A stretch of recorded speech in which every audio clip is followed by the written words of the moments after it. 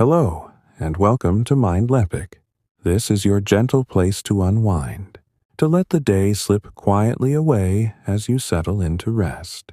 If this feels soothing to you tonight, please consider giving the video a like, subscribing if you haven't already, and pressing that little bell icon so more of these calm historical tales can find their way to you when the evenings grow still. I'd love to know. Where are you listening from this evening? Perhaps a quiet city somewhere, or a peaceful corner of the countryside. Maybe from Rawalpindi under the soft night sky, or somewhere far across the sea. Wherever you are, know that you're safe here, wrapped in these slow words, as we drift together into the gentle past. Tonight, we step softly into the world of the old Norse people during the long, quiet months of winter, not the fierce storms or the icy battles you may have heard of elsewhere, but the steady, uneventful rhythm of days spent close to home, where warmth was gathered slowly and carefully, like collecting fallen leaves for a soft bed, in the far northern lands, where the sun barely lifted above the horizon for weeks at a time. Families lived in longhouses, simple, low buildings made to hold the heat of bodies and hearths close, to cradle life through the coldest season without hurry or fuss. Imagine one such longhouse, built perhaps near a frozen fjord in what we now call Norway, around the 9th or 10th century. The structure stretches perhaps 20 or 30 meters long, but only 5 or 6 meters wide, its walls rising no higher than a tall man could reach without effort. The frame is of sturdy oak or pine posts driven deep into the earth, with horizontal planks or woven branches filling the spaces between. In places where good timber is scarce, as in Iceland or Greenland, the walls are built almost entirely of thick blocks of turf, cut from the grassy sod of the hillsides, stacked carefully one upon another, sometimes 2 meters thick or more. These turf walls are not mere dirt, they are living insulation, roots still tangled together, holding pockets of still air that slow the escape of warmth as surely as a thick wool blanket holds the body's heat. The roof slopes gently downward, covered first with birch bark to keep out the worst of the rain and melting snow, then layered deeply with more turf or thick thatch of straw and reeds.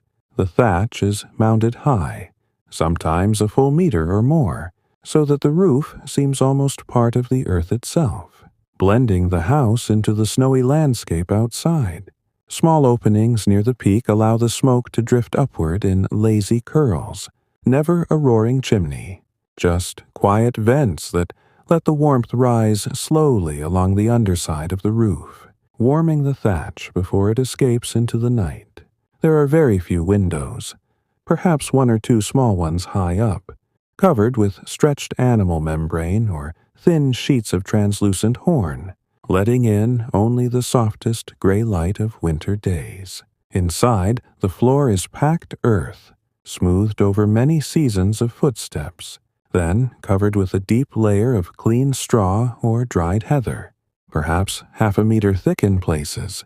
This soft floor cushions every step, absorbs sound, and adds another gentle layer against the chill that might otherwise creep up from the ground. Along the long walls run raised benches of wood and turf, wide enough for sleeping or sitting, built perhaps a meter above the floor, so that the coldest air settles below, leaving the living space noticeably warmer.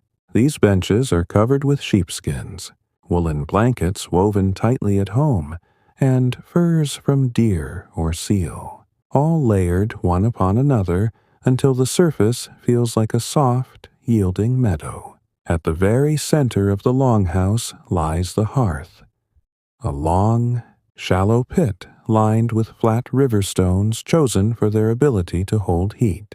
Here burns a low, steady fire of dry birch or pine logs, tended every few hours through the day and night. The flames are never allowed to leap high. Instead, they smolder gently, sending warmth outward in slow waves. Above the hearth, a chain of iron hangs from the roof beam, holding a large iron pot or cauldron where water simmers or porridge thickens. The smoke rises in soft columns, carrying the faint scent of wood and herbs, drifting along the roof and warming everything it touches before finding its way out through those small vents. No bright blaze, no crackling drama, just a quiet, constant glow that paints the walls in shifting shades of amber and gold. Around this hearth, life moves in the slowest of rhythms. Families gather here in the evenings, not in excitement, but in simple togetherness. A mother might sit carding wool with a wooden comb, drawing the fibers into long, even strands while the firelight flickers across her face. A father repairs a tool or mends a fishing net, his movements deliberate and unhurried. Children curl near the warmth, listening to quiet stories told in low voices, tales of the land and the sea passed down through generations. The air is smoky, yes, but warm and close, scented with the faint sweetness of burning birch, the earthiness of the turf walls, and the comforting smell of wool and skin that has been near the fire all day. Often, in the coldest months, a few animals share this space. Perhaps a cow or two, some sheep, maybe a goat, kept at one end of the longhouse behind a low partition of wattle. Their steady breathing and the gentle heat of their bodies add to the warmth, a living furnace that needs only hay and water to keep giving through the long nights. The straw beneath them ferments slowly, releasing a mild heat of its own, and the whole arrangement feels harmonious, as though the house itself is alive, breathing softly with its inhabitants. As the evening deepens, the fire is banked with ash to hold the embers through the night. Hot stones, chosen carefully from the riverbed and warmed in the coals, are wrapped in cloth and carried to the sleeping benches. They are placed beneath layers of blankets, where they release their warmth slowly over hours, like the sun stored in rock. People settle onto the benches, pulling furs and wool close, sometimes several together beneath the same heavy cover, sharing the quiet heat of bodies that have moved through the day. The longhouse grows still, the only sounds the soft crackle of the banked fire, the distant sigh of wind against the turf roof, and the even breathing of those already drifting toward sleep. Here, in this quiet embrace of wood and earth and wool, winter is not something to fight.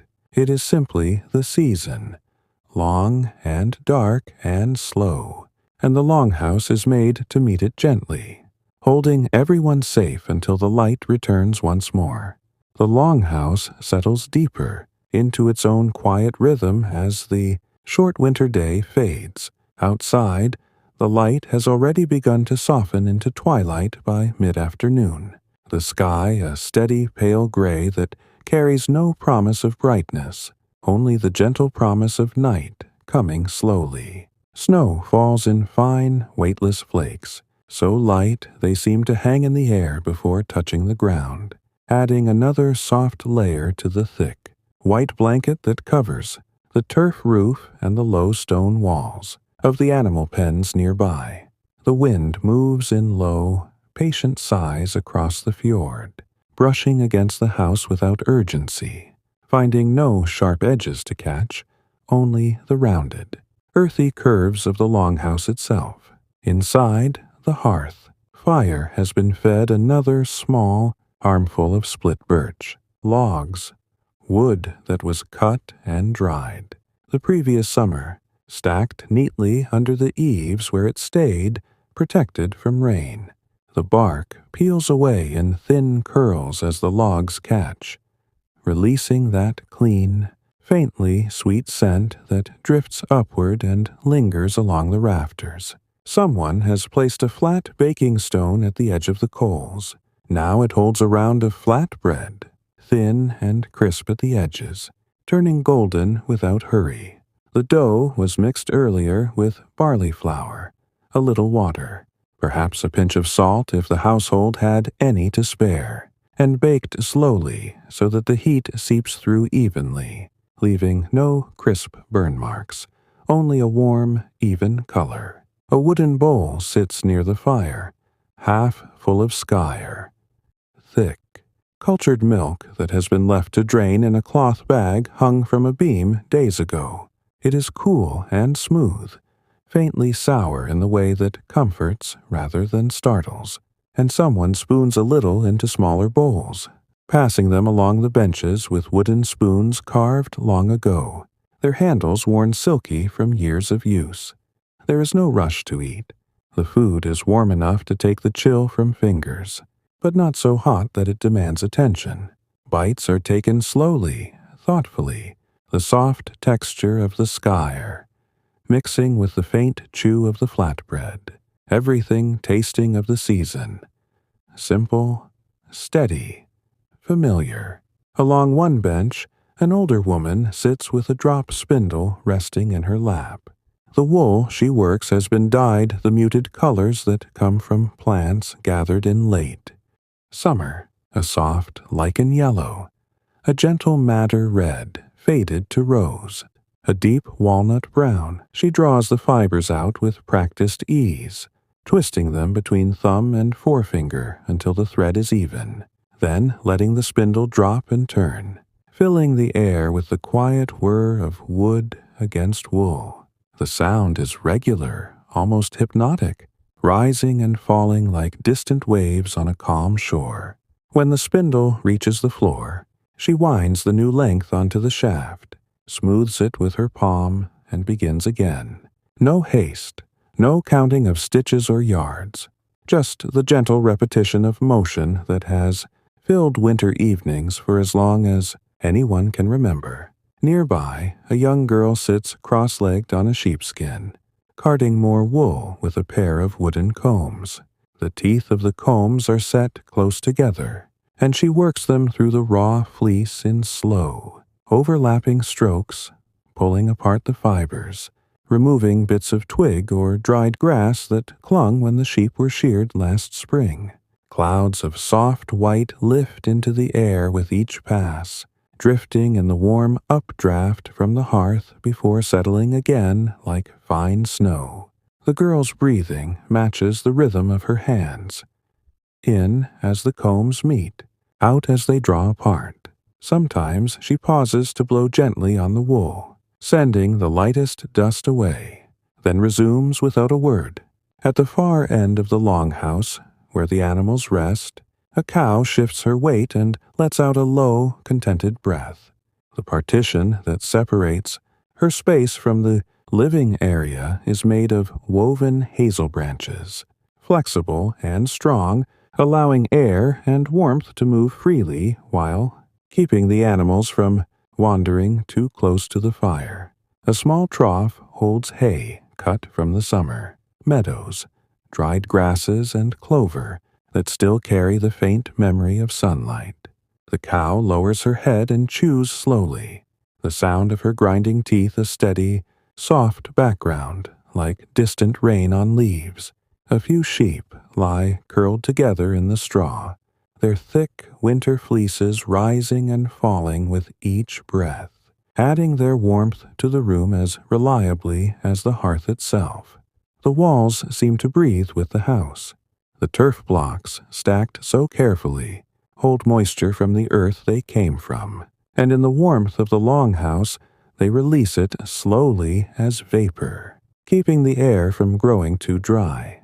Sometimes a droplet condenses on the inner face of a timber post and slides downward in a thin, silent trail, disappearing into the straw below. The scent of damp earth mixes with wood smoke and wool, creating a smell that is heavy and comforting, the scent of shelter itself. As the light outside fades completely, someone lights a small, fat lamp. A simple clay dish filled with fish oil or melted mutton fat with a twisted wick of moss or twisted linen resting in it.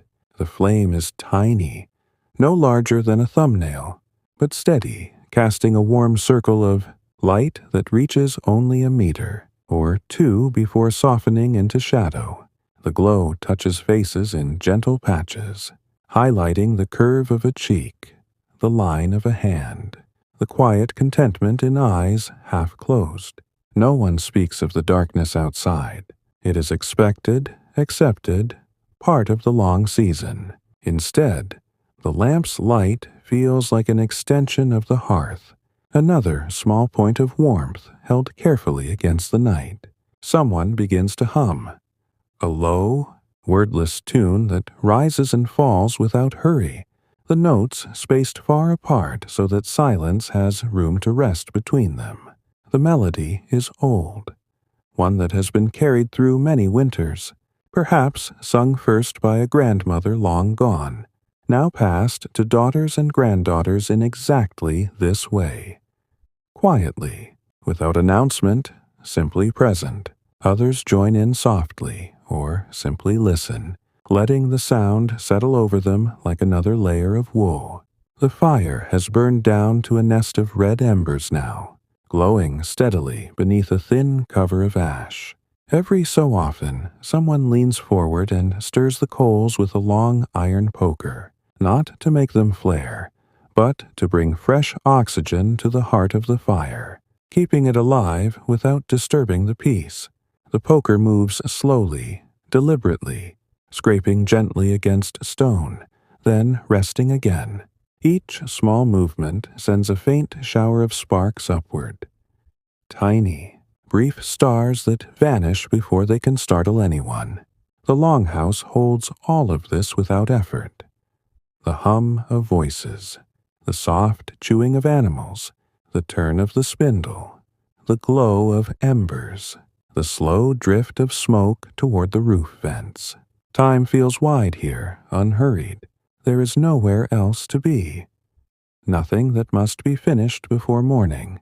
Winter has wrapped the world outside in stillness, and inside, the Longhouse answers with its own deep, quiet calm. The night has fully claimed the fjord now, wrapping everything in a darkness so complete that the line between earth and sky has softened into one gentle shadow. Inside the Longhouse, the single fat lamp still burns with its small, unwavering flame, the wick barely trembling as it draws from the shallow pool of fat. The light reaches only the nearest faces and the edges of the benches, leaving the rest of the long space in a comfortable dimness where shapes are suggested, rather than sharply defined. Eyes adjust slowly to this quiet glow, and in that adjustment comes a deeper sense of calm, as though the world has grown smaller, safer, more contained.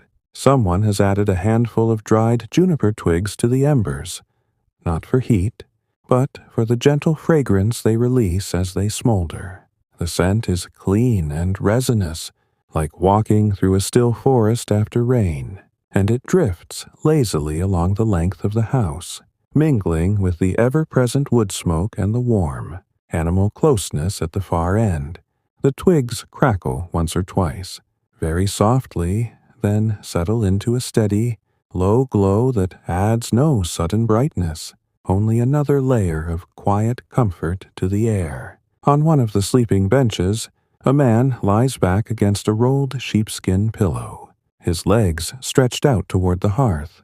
He has pulled a thick wool blanket up to his chest, the fabric heavy with lanolin and years of careful washing in the stream during summer. The blanket is woven in simple stripes of natural sheep colors: cream, gray, soft brown, colors that need no dye to feel warm against the skin. He breathes slowly, deeply, letting each exhale carry away the small tensions of the day, the ache in his shoulders from hauling firewood earlier, the faint stiffness in his knees from kneeling on the cold ground to check the animal pens. Nothing dramatic, nothing urgent, just the ordinary weariness that winter brings, and that rest will mend without effort. Beside him, his wife sits for a while longer, her back supported by the wall of turf and timber. She holds a small wooden distaff tucked under one arm, the prepared wool already wound around it in a loose, fluffy mass. With her free hand, she draws out a thin strand, twisting it between wet fingers before feeding it to the spindle that dangles below. The spindle is simple, turned from birch, weighted at the bottom, with a round stone smoothed by the river, and it turns with a slow, lazy rhythm, the thread lengthening inch by inch. She does not watch it closely. Her eyes are half-lidded, resting on the red heart of the embers, letting the motion happen almost by itself. The soft whir of the spindle blends with the cow's slow chewing, the occasional shift of a sheep in the straw, the faint sigh of wind finding its way under the eaves.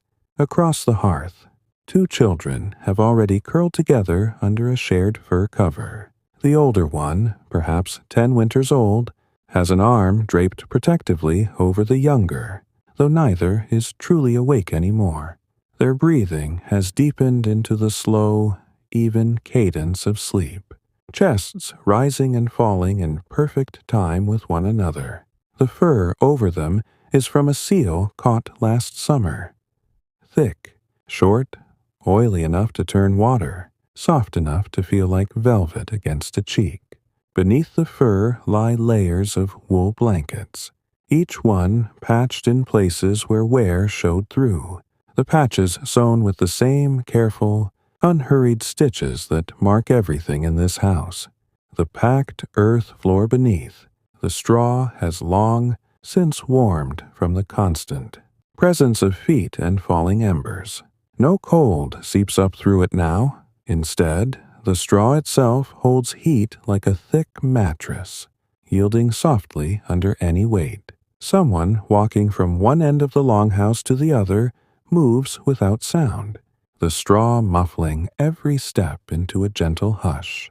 Even the smallest sounds, the clink of a wooden spoon against a bowl rim, the rustle of wool being shifted, are absorbed and softened until they become part of the background, like the low murmur of a distant stream. Outside, the snow continues to fall in the same patient way it has for hours.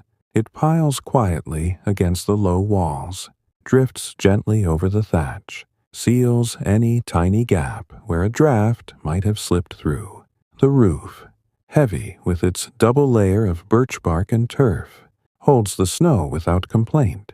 The weight presses downward, compacting the thatch a little more tightly, making the house even more snug. No branches snap under ice, no howling gusts rattle the timbers, just the steady, almost inaudible patter of flakes settling one upon another, building the white silence that will last until spring. Back inside, the fire has been banked once again. A thin layer of ash now covers the glowing coals, dimming their light but trapping their warmth beneath. Every few hours through the night, someone will rise quietly, perhaps the man on the bench, or his wife when her spindle work is done, and stir the ash, just enough to let a little air reach the embers. The poker moves in slow arcs, careful not to disturb the sleeping children or startle the animals. Each time, a faint warmth rises anew, spreading outward in invisible waves that reach even the farthest corners of the longhouse before fading again. A small clay cup of warm barley water rests near the hearth, flavored with a sprig of dried meadowsweet gathered last July. The liquid is pale gold, barely steaming now, but still carrying a faint sweetness that lingers on the tongue. Someone sips it slowly, letting the warmth travel down the throat and settle in the chest, then sets the cup back on the warm stone ledge beside the fire. There is no need to finish it all at once. It can wait, keeping its gentle heat for whoever reaches for it next. The lamp flame has begun to gutter slightly as the fat burns lower, No one moves to trim the wick or add more oil just yet. The dimming feels right. Natural, a signal that the house itself is ready to rest. Shadows lengthen along the rafters, softening the outlines of hanging bundles of dried fish, herbs tied in small sheaves, spare tools resting on wooden pegs. Everything is in its place. Everything quiet. Everything waiting patiently for morning. The Longhouse breathes. The slow rise and fall of sleeping chests. The gentle shift of animals. The faint crackle beneath the ash. The steady drip of melting snow from the eaves. Outside, all of it moves, together in one unhurried pulse. Winter holds the world still, and here, wrapped in turf and wool and low firelight, time drifts without resistance, carrying everyone deeper into the soft, safe dark. The Longhouse has grown even quieter now, as though the very air has decided to move more slowly. The fat lamp has burned down to its last thin thread of wick, the flame reduced to a steady pinprick of gold that barely disturbs the darkness. No one reaches to relight it or add more oil. The gentle dimming feels correct. A natural easing into deeper night. Shadows pool softly along the walls, gathering in the corners where bundles of dried herbs hang from the rafters. Meadowsweet, yarrow, chamomile, each one tied with a twist of wool, their faint fragrance released only when the warmth of the hearth brushes them. The scent is subtle, almost lost beneath the richer notes of wood smoke and lanolin, yet it lingers just enough to remind everyone that summer once passed this way and will return again in its own unhurried time. Beneath one of the sleeping benches, a small wooden chest rests against the turf wall. It is low and plain, its lid fitted so tightly that no draught can slip inside. Inside lie the household's warmer treasures, extra mittens knitted from the softest underwool, a few lengths of finely woven cloth saved for colder nights, a pair of child-sized boots lined with rabbit fur. Nothing extravagant, nothing new, just items cared for season after season, mended when threads frayed, oiled when leather dried, always ready without needing to be thought about. The chest itself is made of pine boards joined with wooden pegs, the surface smoothed by hands over many winters, its color deepened to a warm honey by years of smoke. A faint creak comes from the rafters now and then. Not alarming, only the slow settling of wood as the temperature inside holds steady while the frost outside deepens. The Longhouse timbers, cut green and allowed to season for a full year before building, have shrunk and tightened over decades, locking themselves more firmly together with each passing season. What was once a slight play in the joints has become solid, immovable, as though the house has learned to hold itself against the cold without effort. The sound is small, almost comforting, like the house stretching its limbs before sleep. Near the hearth, the baking stone still holds a gentle warmth. Someone has placed two smooth, fist-sized river pebbles on it earlier in the evening. Stones gathered from the stream, bed last autumn, chosen for their roundness and their ability to retain heat without cracking. They have absorbed the fire's steady glow all through the supper hour and now radiate, a dry, soothing warmth that can be felt from half a meter away. When the time comes to settle fully for the night, one of these stones will be wrapped in a scrap of old wool and carried carefully to a sleeping bench, slipped beneath the layers where it will give up its heat slowly, hour after hour, like a small sun held close to the body. The animals at the far end have settled completely now. The cow lies on her side in the deep straw, her large head resting on a folded foreleg, eyes half closed in the dim light that reaches so faintly across the length of the house. Her breathing is slow and even, each exhale sending a soft plume of warm air that drifts upward and mingles with the smoke. The sheep have drawn closer together, their thick fleeces pressed one against another until they form a single soft mound of white and gray, rising and falling as one. A lamb, born late last spring and still small, has tucked itself between its mother's side and the partition, safe in the warm hollow there. Their combined heat rises gently, meeting the warmth from the hearth halfway, so that no corner of the Longhouse feels truly cold. Someone has drawn a heavy curtain of woven wool across the doorway, not a solid door of wood, but a thick hanging made from strips of cloth sewn together, weighted at the bottom with small stones tied into the hem. The curtain reaches from the low lintel almost to the straw-covered floor, overlapping slightly at the edges to seal out any stray draft that might wander in from the entrance passage. When the wind outside presses against the house, the curtain trembles just a little, then stills again, holding the warmth inside like a second skin. The passage beyond the curtain is short and low, built to trap cold air before it can enter the main room. Even on the windiest nights, only the faintest breath of frost ever reaches past it. The embers have settled into their deepest red now, a soft, steady pulse beneath the ash blanket. Every so often, a tiny shift in the coals sends a single spark, drifting upward, bright for a heartbeat, then gone. The sparks rise toward the roof vents without haste, disappearing into the dark thatch where they leave no mark, no danger, only the quiet knowledge that the fire still lives, patient and small, waiting for morning. No one watches them closely. Eyes are heavy, thoughts drifting, bodies already surrendering to the pull of rest.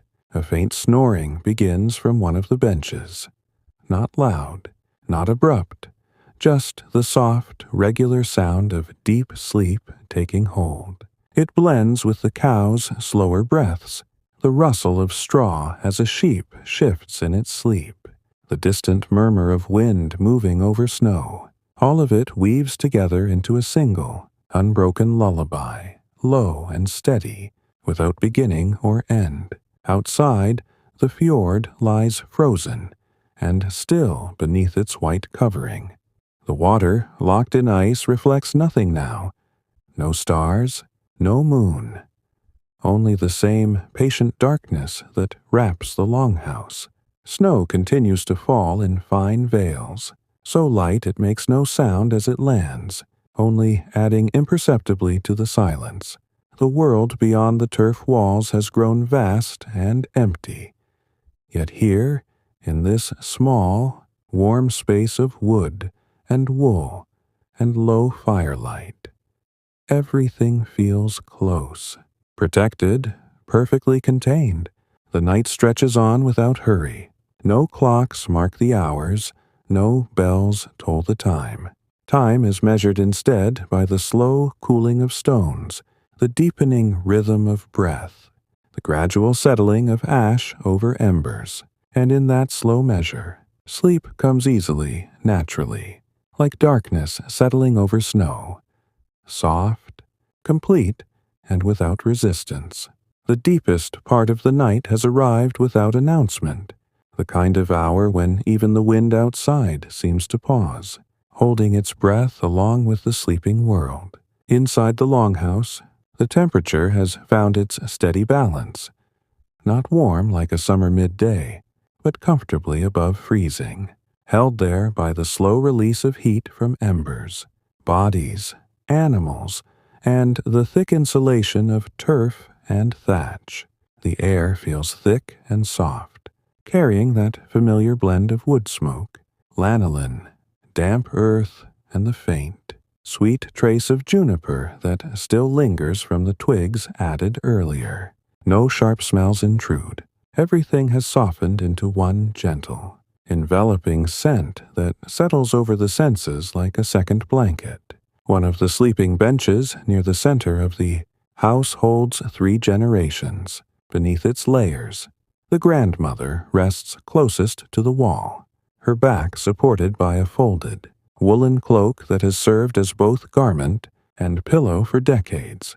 Her breathing is slow and shallow now, the rhythm of someone who has long since learned to sleep lightly yet deeply, waking only when truly needed.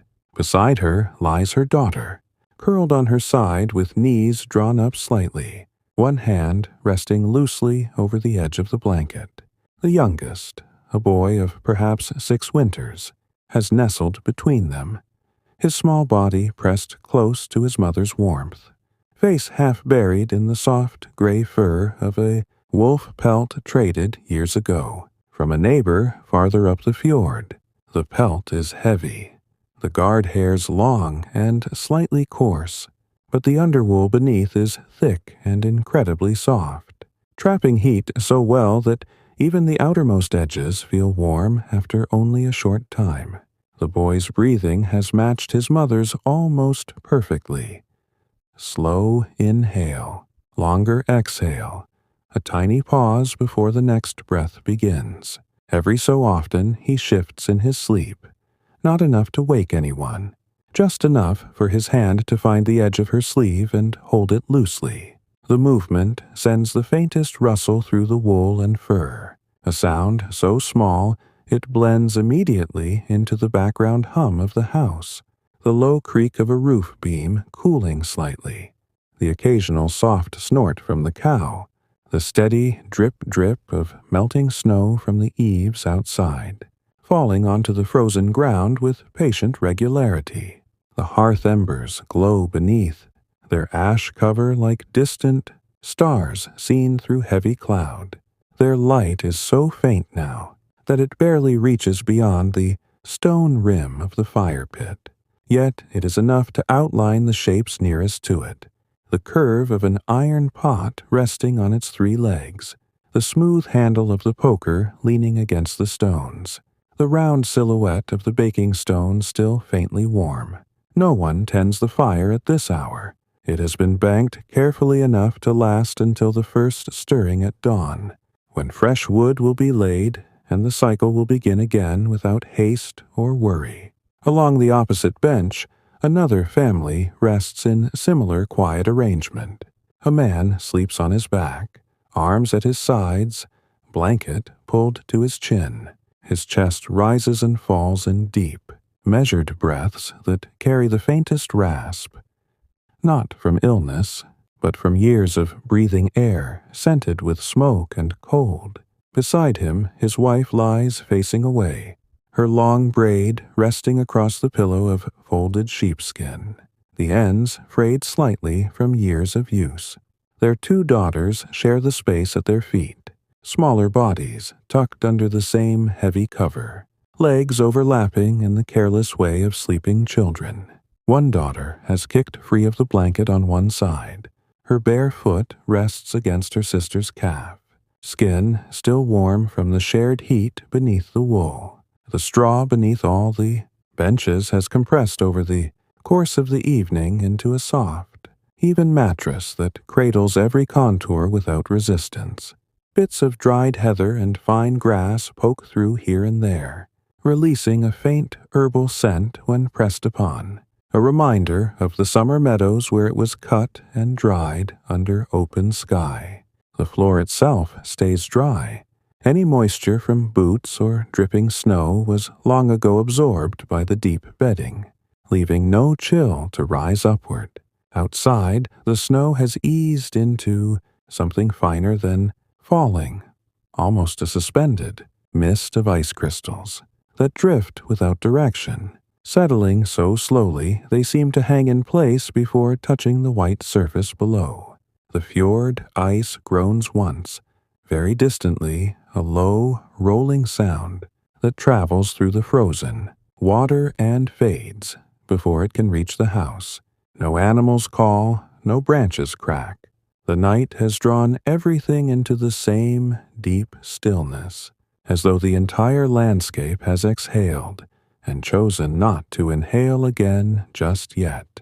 Inside, A single drop of condensation forms high on one of the roof timbers, gathers weight, and falls in perfect silence onto the straw far below. It lands without sound, absorbed instantly, leaving only the smallest dark spot that will dry by morning.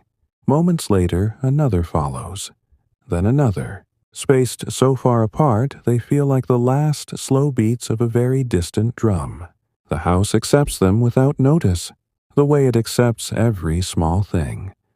The shift of a sleeping shoulder, the faint sigh of a child dreaming, the gradual cooling of stones wrapped in cloth. No one stirs. Sleep has settled fully now, heavy and complete, wrapping each person in its own quiet cocoon. The Longhouse holds them all without strain, walls thick with living turf, roof heavy with snow, hearth patient beneath ash, animals breathing in steady counterpoint to human lungs. Everything remains exactly as it should be. Still, warm, uneventful, safe. The night continues its slow turn toward dawn, carrying the Longhouse and everyone within it forward, without rush, without sound, deeper into the gentle dark where rest needs no permission and asks for nothing in return. The Longhouse remains wrapped in the same unbroken hush as the night carries on, time measured now only by the slowest shifts of breath and the gradual surrender of warmth. From stone to wool to skin, the embers beneath the ash have dimmed to the faintest cherry red, a color so soft it seems almost to breathe rather than burn. Their light no longer reaches the rafters or the hanging bundles of dried cod and flat-dried herring. Instead, it pools quietly around the hearthstones themselves, outlining their worn, rounded edges in a gentle, dying glow that asks nothing and disturbs no one. The heat they still give is steady and low, rising in invisible currents that brush against ankles, warm knees through layers of blanket, and finally settle into the straw bedding like a slow tide coming in over flat sand. One of the wrapped, heating stones has been placed earlier at the foot of the central bench, nestled beneath several folded blankets where the grandmother now rests.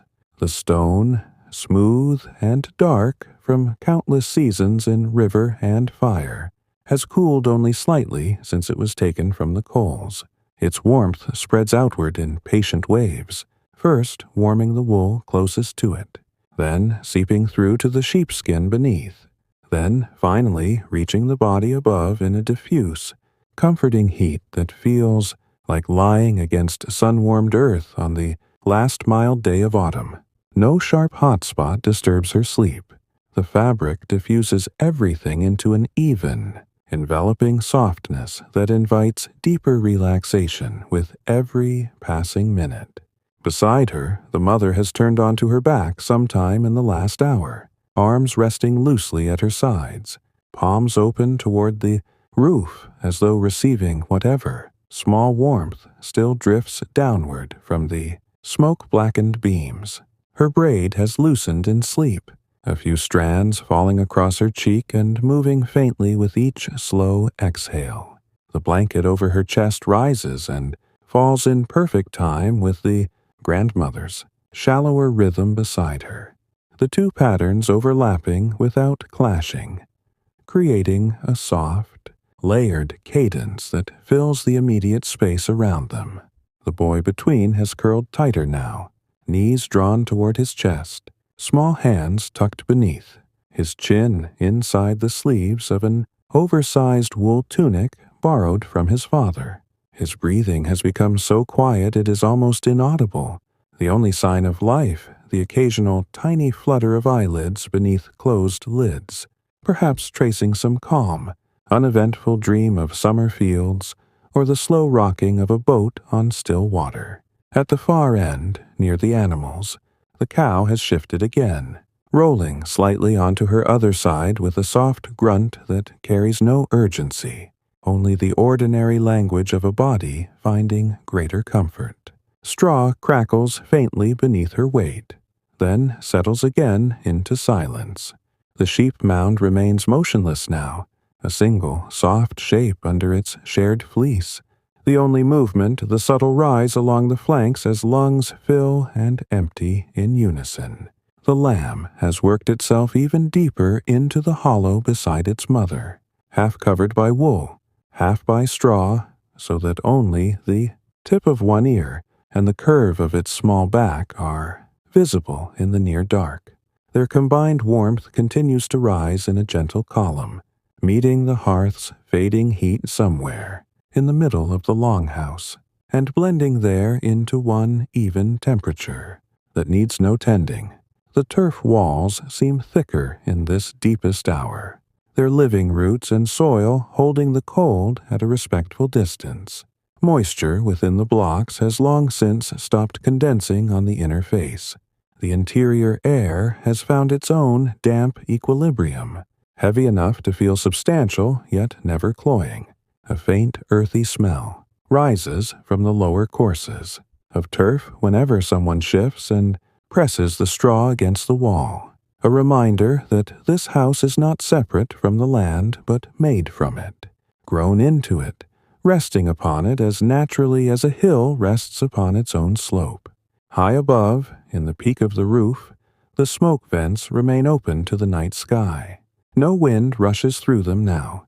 Instead, the faintest draft moves upward in lazy spirals, carrying the last thin threads of smoke and warmth out into the frozen dark.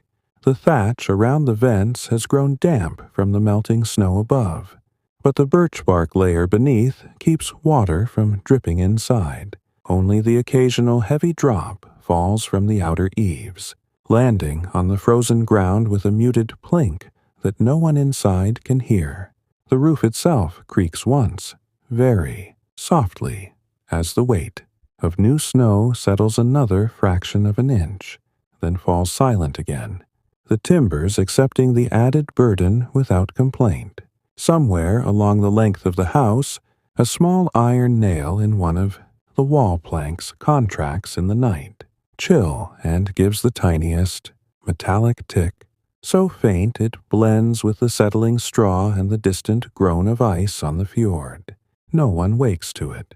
Sleep holds firm, deep and undisturbed, the kind of rest that comes when every small sound is already known, already expected, already part of the same quiet pattern that has repeated for generations.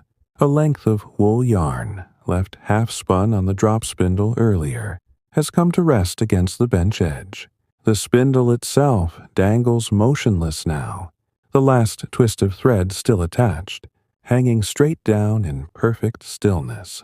In the morning, it will be picked up again without hurry, the work resumed exactly where it paused, as though the night had been only a long, gentle breath between one motion and the next. The heating stones, now noticeably cooler but still warmer than the surrounding air, continue their slow release. One has been placed near the feet of the sleeping daughters on the opposite bench.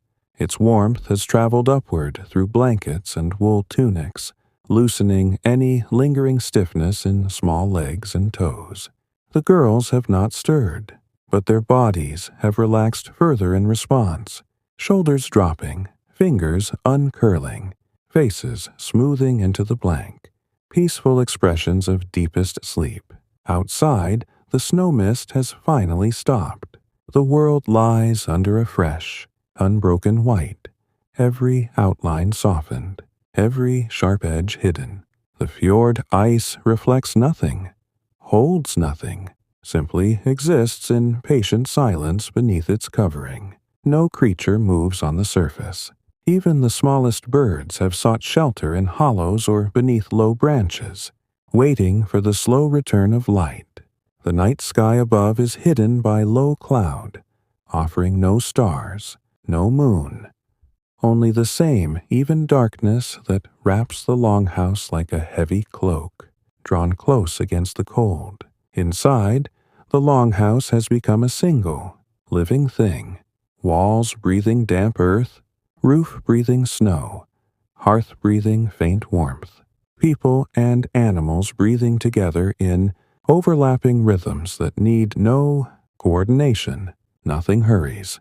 Nothing waits impatiently. Everything simply is. Still, warm, quiet, held safely within turf and timber until the first pale gray of morning begins its gradual seep through the small membrane-covered openings high in the walls. The deepest rest continues without interruption, carrying every sleeper further into silence, further into peace, further into the soft, slow drift where dreams and waking blur together, and neither asks to be distinguished from the other. The Longhouse holds its breath through the remaining hours of darkness, every element inside and out aligned in the same patient stillness. The embers have now retreated to the faintest possible glow, mere pinpoints of warmth beneath a thickening blanket of ash that has settled like fine gray snow. The heat they release is no longer directional. It simply exists as a diffuse presence throughout the lower part of the room, warming the packed earth floor just enough to keep frost from forming, even in the corners farthest from the hearth.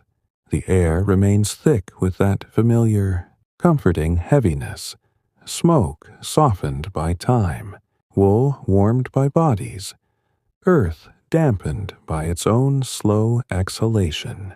No new scents arrive. Nothing changes. The juniper twigs added hours ago have long since burned to nothing, leaving only their clean memory hanging faintly near the roof beams. On the central bench, the grandmother has shifted ever so slightly in her sleep, turning her face toward the wall where the turf feels coolest against her cheek. The movement was small, almost imperceptible, yet it caused the layers of blanket and sheepskin to settle again in a fresh, soft arrangement that molds perfectly to her form.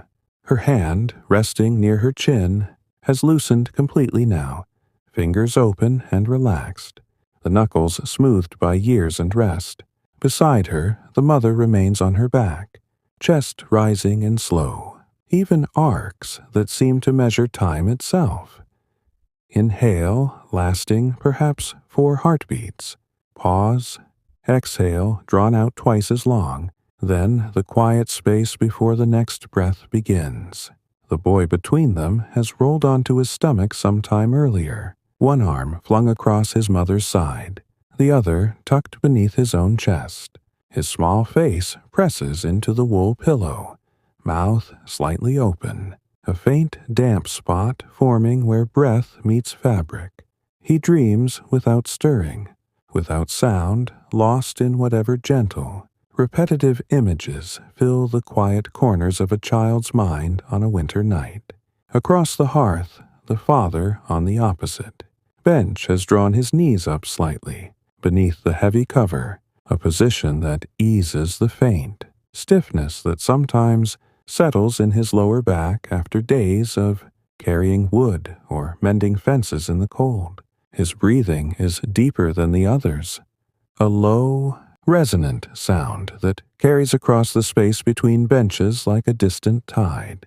His wife beside him has curled toward him in her sleep, forehead resting lightly against his shoulder, one hand slipped beneath his arm so that their warmth mingles without conscious effort.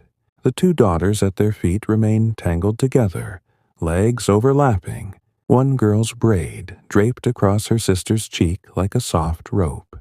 Their shared blanket has slipped down just enough to expose a narrow strip of wool tunic at the neck, but the heat from bodies and residual stone warmth keeps even that small patch of skin comfortable, untouched by chill. The straw bedding beneath every bench has compressed further through the night, becoming an even softer cradle that conforms without resistance to every shift, every breath.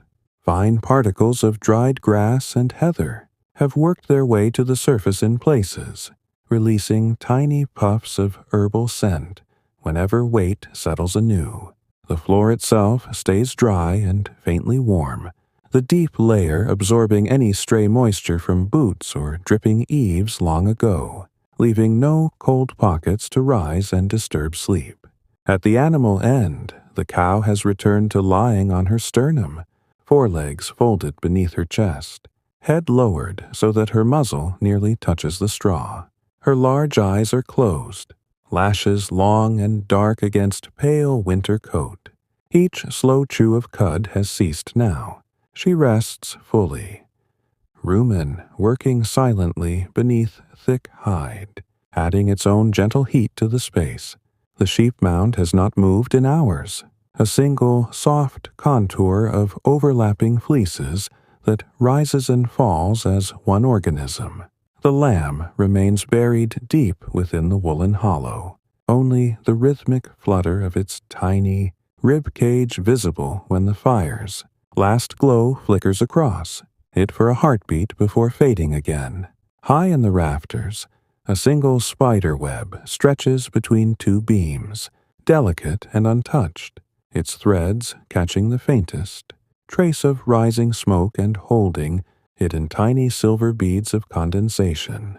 The web trembles once when a roof timber settles another fraction under snow weight, then stills completely, as patient as everything else in the house. No insect stirs within it. Winter has long since claimed any summer life that might have lingered there. The small membrane windows, stretched seal gut or thinned cattle horn, remain dark and opaque, admitting no hint of the world outside. No pale pre-dawn gray has yet begun to seep through. The night clings stubbornly, as it does in these northern latitudes, where daylight arrives late and leaves early through the coldest months. The only light inside is the dying ember glow, so faint now that it serves more as a memory of fire than as illumination. Shadows have merged into one continuous softness that wraps benches, walls, hanging tools, and sleeping forms without distinction. A single drop falls again from a roof timber, slow, deliberate, silent, landing in the straw far below and vanishing without trace. Another follows minutes later, then nothing for a long stretch. The rhythm is unhurried, almost meditative, matching the pace of breath and heartbeat throughout the house. No one wakes to count them. No one needs to. They are simply part of the night's slow music, like the occasional faint creak of wood, the distant groan of fjord ice expanding in the cold, the soft rustle when a sleeper exhales more deeply than usual. The heating stones, once hot from the coals, have now reached the temperature of the surrounding air, still warmer than stone found outside, but no longer radiating noticeable heat. Their purpose has been fulfilled quietly, without fanfare. They lie wrapped and forgotten beneath layers until morning, when they will be gathered again and returned to the hearth for another slow charge. Everything in the Longhouse works this way, used gently, rested completely, reused without waste or hurry. The night outside has grown colder still, the temperature dropping steadily as the hours stretch toward their end. Snow no longer falls. The clouds have cleared in patches far above, though no starlight reaches the ground through the remaining overcast. The fjord lies locked in thicker ice now, its surface smooth and unmarked, except where wind has sculpted faint ridges hours earlier. No tracks cross the white expanse. No shadows move. The landscape waits, patient as the house itself, for the slow wheel of seasons to turn once more. Inside, sleep remains absolute. No dreams disturb the quiet. No sudden twitches or murmurs break the surface. Bodies lie heavy, surrendered, held safely by wool, fur, straw, turf, timber, and the low, constant warmth that has been gathered and guarded through every winter for as long as memory reaches. The Longhouse does not strain under its duty. It simply is, rooted, thick-walled, smoke-scented, breathing slowly with its people and animals in perfect, uneventful harmony. Time drifts onward without resistance, carrying the deepest part of night toward its gentle close, where the first faint suggestion of gray will eventually appear, high in the small windows, soft and unhurried, inviting the house to wake in its own quiet way when it is ready. The Longhouse lies in the kind of stillness that feels almost liquid, as though time itself has thickened and slowed until every motion, every breath, every faint settling of wood happens through a gentle medium of quiet. The embers have given up their last visible glow now. Only the deepest heart of the ash pile still holds a trace of warmth, imperceptible to the eye but felt in the air closest to the hearthstones. That warmth no longer rises in waves. It simply lingers, a soft, even presence that keeps the packed earth floor from growing truly cold and allows the straw bedding to retain the accumulated heat of the evening like a living thing resting beneath its own weight. On the central bench, the grandmother has slipped into the lightest phase of sleep, the kind where dreams are shallow and colorless, more memory than invention. Her eyelids flutter once, very briefly, then still again, the wool blanket drawn to her. Chin has bunched, slightly around her shoulders, from an earlier turn. The fabric lies in soft folds that trap small pockets of air warmed by her body, creating tiny islands of comfort against the night. Beside her, the mother's breathing has grown even slower, each cycle stretching longer than the last. Inhale drawn in through the nose with deliberate gentleness. Pause long enough for the lungs to settle. Exhale, released in a quiet stream that barely disturbs the fine hairs at her temple. The boy remains on his stomach, small chest pressed to the sheepskin, one cheek flattened against the wool pillow so that his lips part slightly in sleep. A single strand of his hair has fallen across his closed eye. It moves faintly with each breath but does not wake him. Across the hearth, the father's knees have relaxed downward again, legs straightening beneath the heavy cover until his feet rest near the edge of the bench. His hand lies open on the blanket over his stomach, fingers loose and still, the calluses from years of axe and oar softened by rest. His wife has shifted closer in her sleep, her forehead now resting fully against the curve of his shoulder, her own arm draped across his chest in a loose, instinctive hold. The daughters at their feet have untangled slightly. One lies on her back with arms flung wide, the other curled into a tight ball facing away. Yet their shared blanket still connects them, wool stretched taut in places, loose in others, holding both in the same cocoon of warmth. The straw beneath the benches has reached its deepest compression of the night, every blade flattened and interwoven into a uniform softness that cradles without effort. The faint, herbal scent of heather has faded to the merest whisper, released only when a sleeper shifts and presses fresh weight into the bedding. No dust rises. The air stays calm, heavy with moisture held by the turf walls, so that breathing feels easy, natural, almost nourishing in its quiet dampness. Near the animal partition, the cow has lifted her head once, very slowly, ears flicking at some sound too distant for human ears. Perhaps the crack of ice far out on the fjord, perhaps nothing at all. Then lowered it again to rest on her forelegs. Her large body radiates steady heat in slow pulses, each exhale sending a warm current along the straw that drifts toward the main room and mingles with the hearth's lingering presence. The sheep remain a single, motionless mound, fleeces overlapping so completely that no individual shape can be discerned. Only the gentle, collective rise and fall along the top tells that life continues there, quiet and untroubled. The lamb has worked one small hoof free of the woolen nest, but has not stirred further. It sleeps on, tucked safely in the warm hollow between mother and partition. High above, the roof timbers have cooled another fraction, causing the occasional soft creak. Never sharp, never startling, only the patient language of wood, adjusting to temperature and the slow addition of snow weight. The thatch, compacted by frost and new layers, holds everything tightly.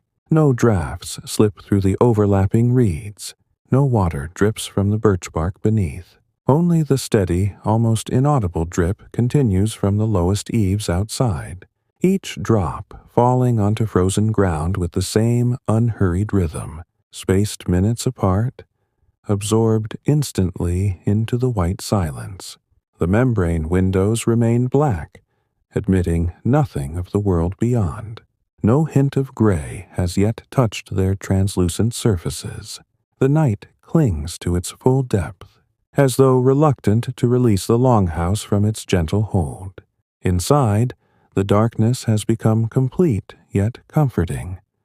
No sharp edges, no sudden shapes, only soft gradations of shadow that blur bench into wall, wall into roof, roof into the heavy air itself.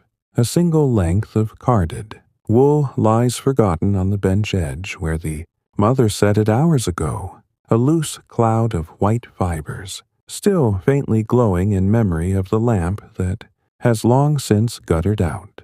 The drop spindle dangles beneath, motionless, thread straight and even, waiting without impatience for daylight and hands to resume their slow work. Nearby, the iron poker leans against the hearthstones at the same angle it was left, its handle cool now but still carrying the faint scent of smoke it gathered earlier. The heating stones, wrapped in their scraps of wool, have surrendered the last of their stored warmth to the bedding above.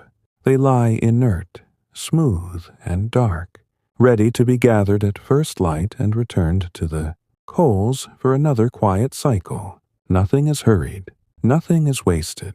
Every object, every breath, every slow settling of ash follows the same unhurried pattern that has carried families through countless winters in exactly this way. Outside, the fjord has grown utterly still. The ice has thickened another millimeter in the deepening cold, its surface unmarked, unbroken, reflecting only the same heavy overcast that hides any stars. Snow lies in perfect, untouched drifts against the turf walls, sealing every gap, muffling every sound before it can begin. No wind moves now. The air itself seems frozen in place, waiting for the slow turn toward morning. Inside the Longhouse, rest has reached its fullest expression. Bodies lie heavy, surrendered completely, held by layers of wool and fur and straw and the living warmth of others nearby. No murmurs escape sleeping lips. No limbs twitch with restlessness. Sleep is absolute, enveloping, a single continuous state shared by every living thing within the thick walls. People, animals, even the house itself seeming to breathe more slowly, more deeply, as though matching the collective rhythm of its inhabitants. The night stretches to its furthest edge without resistance, time suspended in the soft, smoke-scented dark where nothing needs to happen.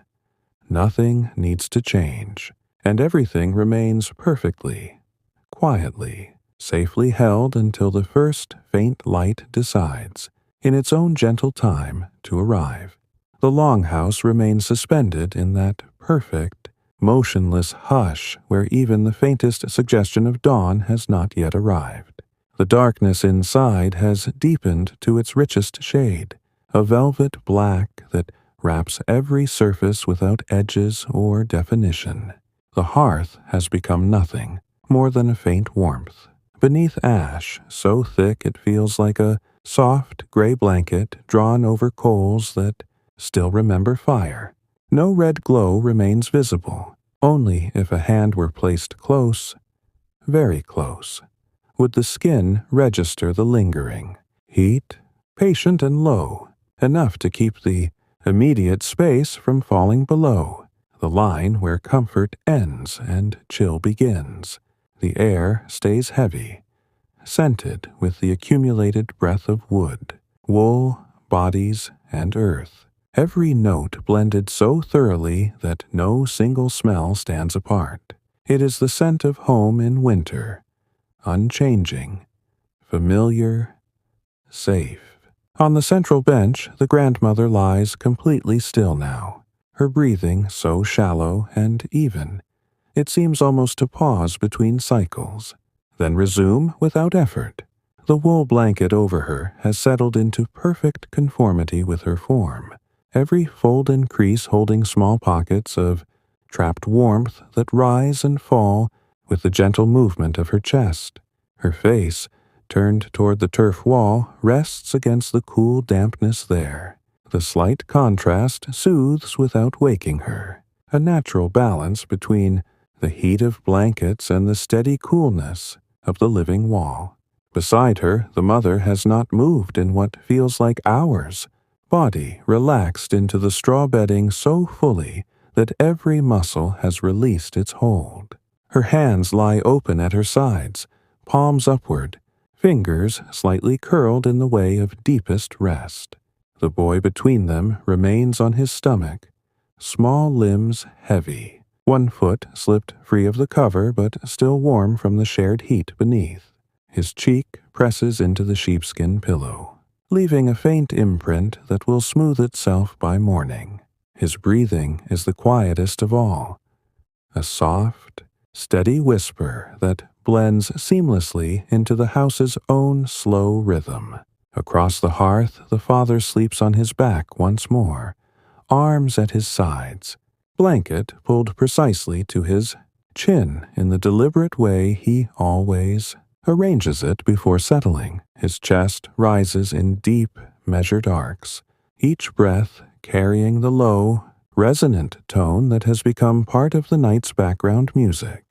His wife has turned fully onto her side now, facing him, forehead resting in the hollow beneath his collarbone, one arm draped loosely across his waist. The contact is light yet complete, warmth shared without conscious thought. A simple, wordless closeness that has repeated through countless winters. The two daughters remain loosely entwined at their feet, one on her back with arms flung wide in complete surrender, the other curled into a tight comma shape, knees drawn high, hands tucked beneath her chin inside the sleeves of her tunic. Their shared blanket has slipped in places but still covers them adequately, wool heavy enough to hold heat even where it gaps slightly at the edges. The straw beneath every bench has become an almost uniform cushion, every blade flattened into a soft, even layer that yields without sound. The faint, herbal trace of heather has all but vanished, leaving only the clean, earthy scent of packed straw warmed by bodies over many hours. No particles drift upward. The air remains calm, undisturbed, thick with the dampness that the turf walls exhale so slowly it never feels wet, only comfortably moist, like breathing inside a living greenhouse during the coldest season. Near the partition, the cow rests in full repose, large body stretched along the straw, head turned slightly to one side so that one horn rests gently against the woven hazel branches. Her breathing is slow and profound, each inhale expanding her ribs visibly in the near dark, each exhale releasing a warm plume that drifts lazily toward the main room. The sheep mound has not altered its shape since the last shift hours ago. Fleeces overlap in one continuous white and gray contour, rising and falling together in perfect synchrony. The lamb remains buried deep, only the smallest suggestion of movement along its side when it draws a particularly deep breath in sleep. Their collective warmth continues to rise in a gentle, steady column, meeting the hearth's faint residual, heat midway and spreading outward until no corner feels noticeably cooler than another. The roof timbers creak once more, softly, distantly, as the snow outside settles another imperceptible fraction under its own weight. The sound travels along the beams like a sigh, then fades completely, absorbed by the thick thatch and the heavy air below. No water drips from the inner surface. The birch bark layer beneath the turf holds firm, allowing only the slow, patient drip from the outer eaves to continue its metronome rhythm far outside, each drop landing on frozen ground with a muted, almost inaudible plink that never reaches the sleepers within. The membrane windows stay utterly black, their translucent surfaces showing nothing. No faint gray rim, no suggestion of light creeping over the horizon. Dawn remains distant in these northern latitudes, hours away still, giving the night its full measure of quiet dominion. Inside, the darkness has become so complete it feels protective rather than empty, a soft enclosure that holds every sleeper securely, blurring the boundaries between body and blanket and straw, straw and earth, until all seem part of one continuous, resting whole. A single strand of carded wool left on the bench edge has drifted slightly in an invisible current of warm air rising from the bedding below. It floats for a moment, then settles again without sound, rejoining the loose cloud from which it came.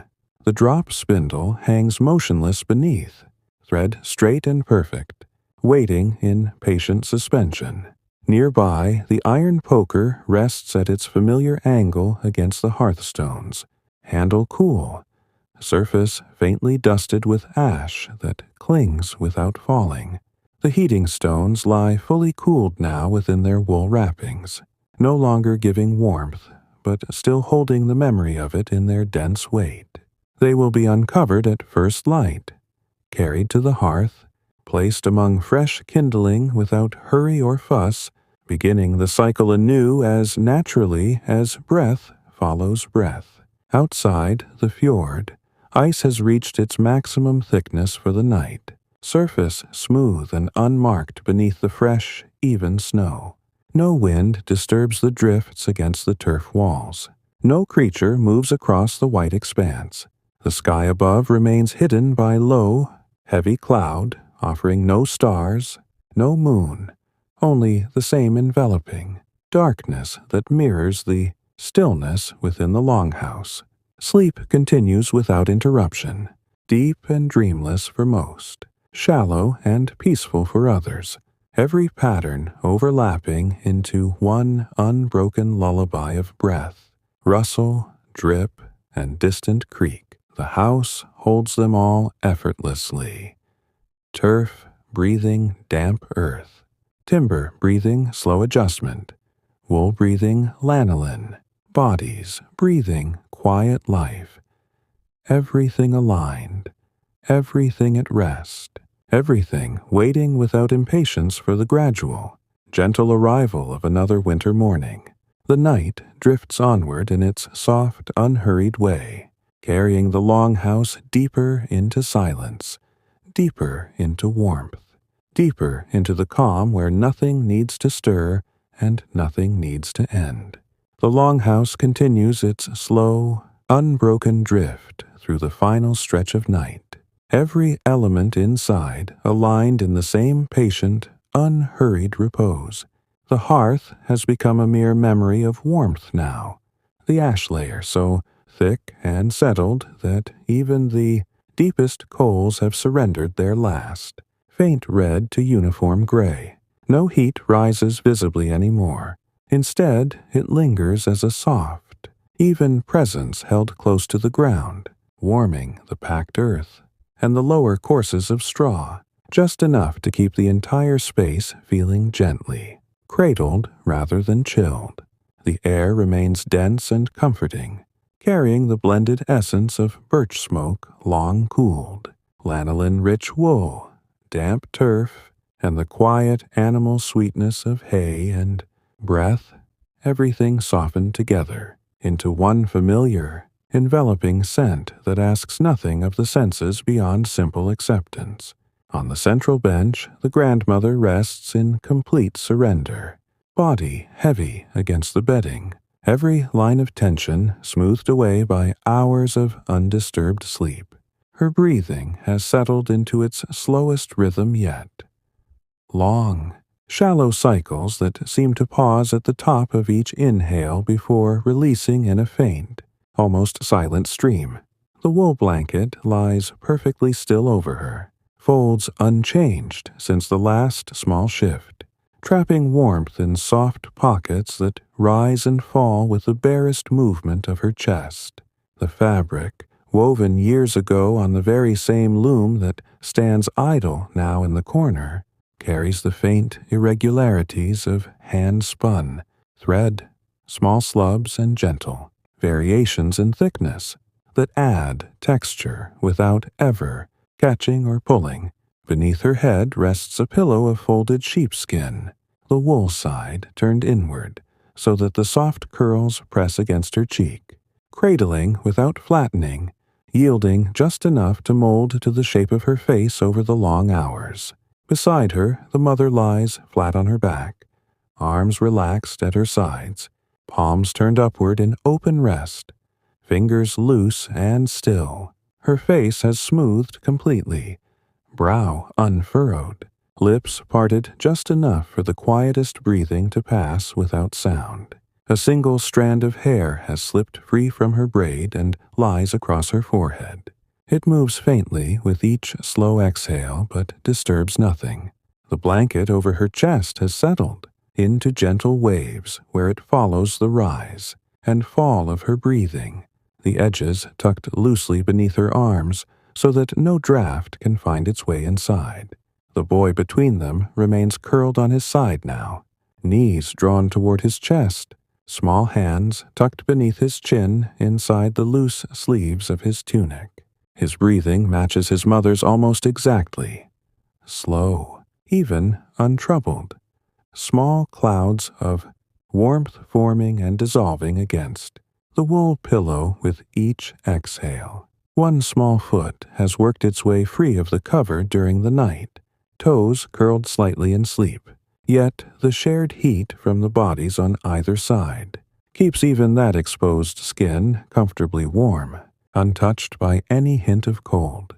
Across the hearth, the father sleeps deeply on his back, blanket drawn to his chin, chest expanding in broad, steady arcs that carry across the quiet space like a distant, reassuring tide.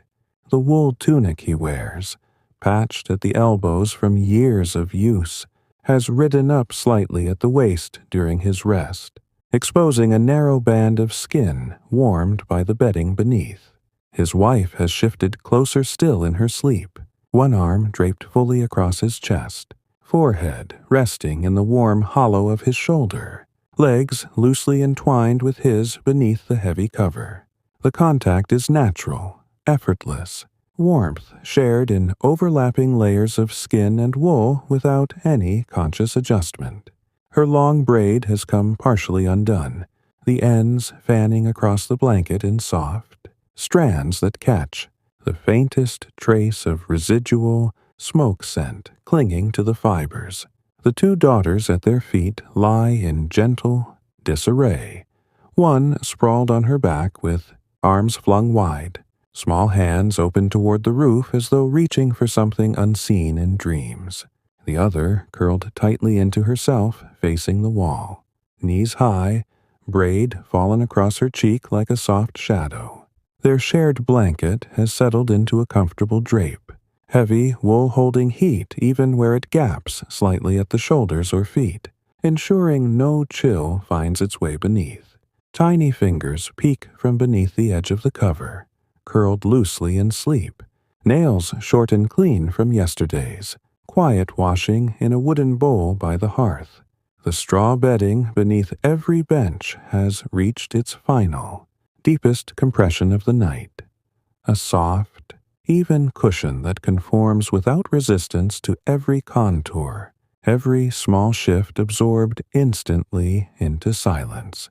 The faint herbal trace of heather has vanished entirely now, leaving only the clean, warm scent of straw itself, mingled with the lanolin of wool and the subtle earthiness rising from the turf walls whenever a sleeper presses closer to the side of the bench.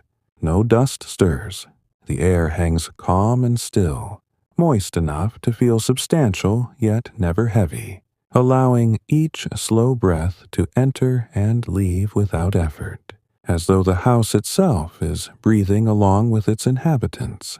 Near the partition, the cow lies stretched along the straw, large body relaxed completely, one foreleg folded beneath her chest, the other extended slightly forward so that the hoof rests lightly against the woven hazel. Her head rests on its side, horn touching the branches lightly, eyes closed beneath long lashes that cast faint shadows across her pale winter coat, even in the darkness. Each breath expands her ribs in slow, profound motion, warm air released, in gentle plumes that drift toward the mane, room and blend with the lingering hearth warmth, adding a living layer to the stillness. The sheep remain one unbroken mound of fleece, contours softened into a single, white and gray shape that rises and falls as though the entire group shares one set of lungs. Individual ears twitch once or twice in sleep. Small, dreamlike movements that cause no ripple in the woolen surface. Then, still again, the lamb stays buried deep within the woolen hollow, only the faint flutter of its tiny rib cage visible when the dimmest trace of residual light brushes across it before fading again.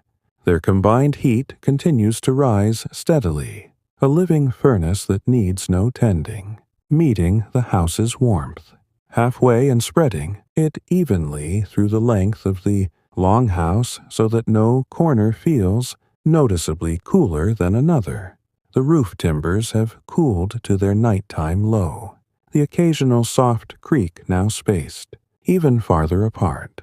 Once every half hour perhaps, a gentle sigh of wood settling beneath, snow weight that the thick thatch accepts without complaint. The thatch itself, layered so deeply with reeds and turf, holds the snow above like a heavy quilt, compressing slightly, with each new settling but never allowing moisture to penetrate the birch bark lining beneath. No drips fall from the inner surface, only the slow, patient plink of drops from the outer eaves continues far outside, each one landing on frozen ground with the same unhurried rhythm, absorbed instantly into the white silence below, adding imperceptibly to the blanket that covers the world. The membrane windows remain perfectly black, their translucent surfaces showing no trace of approaching light. Dawn lingers far beyond the horizon in these northern winters, giving the night its full, gentle dominion. Inside, the darkness has become so complete it feels like a soft embrace. Shadows, merged into one continuous velvet that wraps benches, walls, hanging bundles of dried fish and herbs, spare tools on wooden pegs, and sleeping forms without separation or distinction. Every object rests exactly where it was left. The drop spindle hanging motionless, thread straight and perfect, the iron poker leaning at its familiar angle against the hearthstones, the small clay cup of barley water forgotten on the warm stone ledge, its contents long cooled but still carrying the faint sweetness of meadowsweet in memory. The heating stones within, their wool wrappings have become the same, temperature as the bedding around them, no longer sources of heat, only smooth, dark weights that will be gathered again at first stirring without thought or hurry, carried to the hearth and placed among fresh kindling to begin their quiet cycle once more. Outside, the fjord lies locked in deepest stillness, ice thick and smooth beneath its even snow covering. Drifts press gently against the turf walls, sealing every tiny gap, muffling the world beyond into perfect quiet. No wind moves, no creature stirs across the white expanse. The sky stays hidden by low cloud, offering no light, no stars, only the same heavy darkness that mirrors the calm within the Longhouse. Sleep holds absolute. Bodies lie heavy, surrendered, every muscle released, every thought dissolved into the soft, smoke-scented dark. No dreams rise to disturb the surface. No murmurs or twitches break the quiet. The house breathes with its people and animals. Turf exhaling damp earth. Timber exhaling slow adjustment. Wool exhaling lanolin. Lungs exhaling quiet life. All aligned in one unbroken, overlapping rhythm that needs no direction and asks for nothing. The night reaches its furthest, softest edge. Time suspended in gentle suspension where nothing presses forward, nothing pulls back, and everything remains held safely, warmly, quietly until the first pale suggestion of gray decides, in its own unhurried time, to touch the high windows and begin the slow, peaceful waking of another winter day. The Longhouse rests in the softest, most complete silence of the entire night, the kind of quiet that feels almost tangible, as though the air itself has thickened into a gentle, protective veil. The hearth lies dormant beneath its heavy ash blanket, no longer giving any visible sign of life, yet still holding a faint, residual warmth deep within the stones that keeps the immediate floor area from dropping into true cold. That warmth no longer rises. It simply exists as a low, steady presence, like the memory of sunlight stored in rock, enough to maintain balance without demanding attention. The packed earth floor stays dry and faintly warm under the deep straw. The turf walls continue their slow, imperceptible exhalation of damp earth scent, and the thick thatch overhead presses downward with accumulated snow, sealing the house even more snugly against the frozen world outside.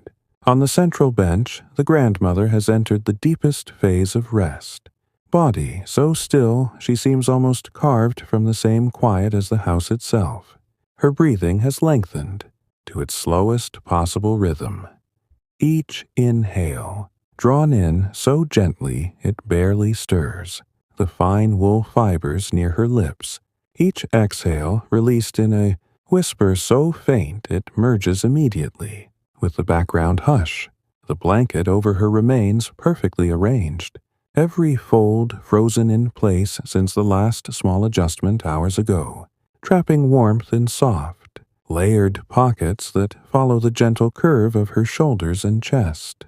Beneath her head, the sheepskin pillow has compressed slightly over the night, the wool curls now molded exactly to the shape of her cheek and temple, cradling without pressure, supporting without effort.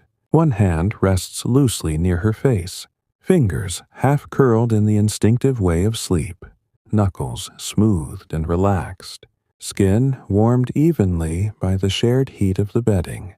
Beside her the mother lies unchanged, flat on her back with arms at her sides, palms open to the roof in complete openness. Her face carries the blank, peaceful smoothness that only comes after many hours of undisturbed rest. Brow soft, eyelids heavy and still, lips parted the smallest distance so that breath passes without the slightest sound. The single loose strand of hair across her forehead has settled now, motionless, as though even the air currents have ceased their faint play. The blanket rises and falls with her slow breathing in gentle, predictable waves, the heavy wool holding its shape between each cycle. Never slipping or bunching, the boy curled against her side remains deeply asleep, small body tucked into a compact shape, knees high, hands hidden inside his tunic sleeves, face half buried in the wool pillow. His breathing has become so quiet, it seems almost to vanish at times, only the tiniest flutter at his nostrils betraying that life continues in its soft, steady pattern. One small foot, still bare from earlier shifting, rests against his mother's leg, skin warm from contact, toes relaxed and slightly curled inward. Across the hearth, the father sleeps with the same deep, even rhythm that has carried through the night. Chest expanding in broad, unhurried arcs beneath the blanket, drawn precisely to his chin. The wool tunic beneath has softened against his skin from hours of warmth, patches at the elbows lying flat and uncreased. His wife remains pressed close, forehead resting fully in the warm hollow beneath his collarbone, one arm draped across his chest in loose possession, fingers open and still against the fabric of his tunic. Her legs have tangled loosely with his beneath the cover, knees bent slightly so that every point of contact shares heat without effort. The daughters at their feet lie in quiet contrast. One sprawled wide on her back, arms flung outward in total surrender, small hands open toward the dark roof beams. The other curled tightly facing the wall, braid draped across her cheek, knees pulled high so that she forms a small, compact shape beneath the heavy wool. Their blanket has found its final, comfortable drape, edges tucked here and there by unconscious movements earlier, now holding steady, heavy, enough to trap warmth even where it gaps faintly at the shoulders or along one side. The straw beneath all the benches has become an almost liquid softness. Every blade flattened into a uniform, cushion that yields silently to weight, absorbs every small shift without rustle, and retains the accumulated warmth of bodies like a thick, living mattress grown from summer meadows. The scent has simplified to its purest form. Warm straw, faint lanolin from wool, subtle earth from the turf walls whenever a sleeper presses closer to the bench edge. No particles rise into the air. Everything remains calm, settled, moist, in the gentle way that makes breathing feel effortless and nourishing. Near the partition, the cow lies in full, heavy repose, large body stretched along the deep straw bedding, forelegs folded comfortably beneath her chest, head turned so that one horn rests lightly against the woven hazel. Her breathing is profound and slow, each inhale expanding her sides visibly in the darkness, each exhale sending a warm, moist plume drifting upward and outward to mingle with the house's own air. The sheep mound has not altered in hours.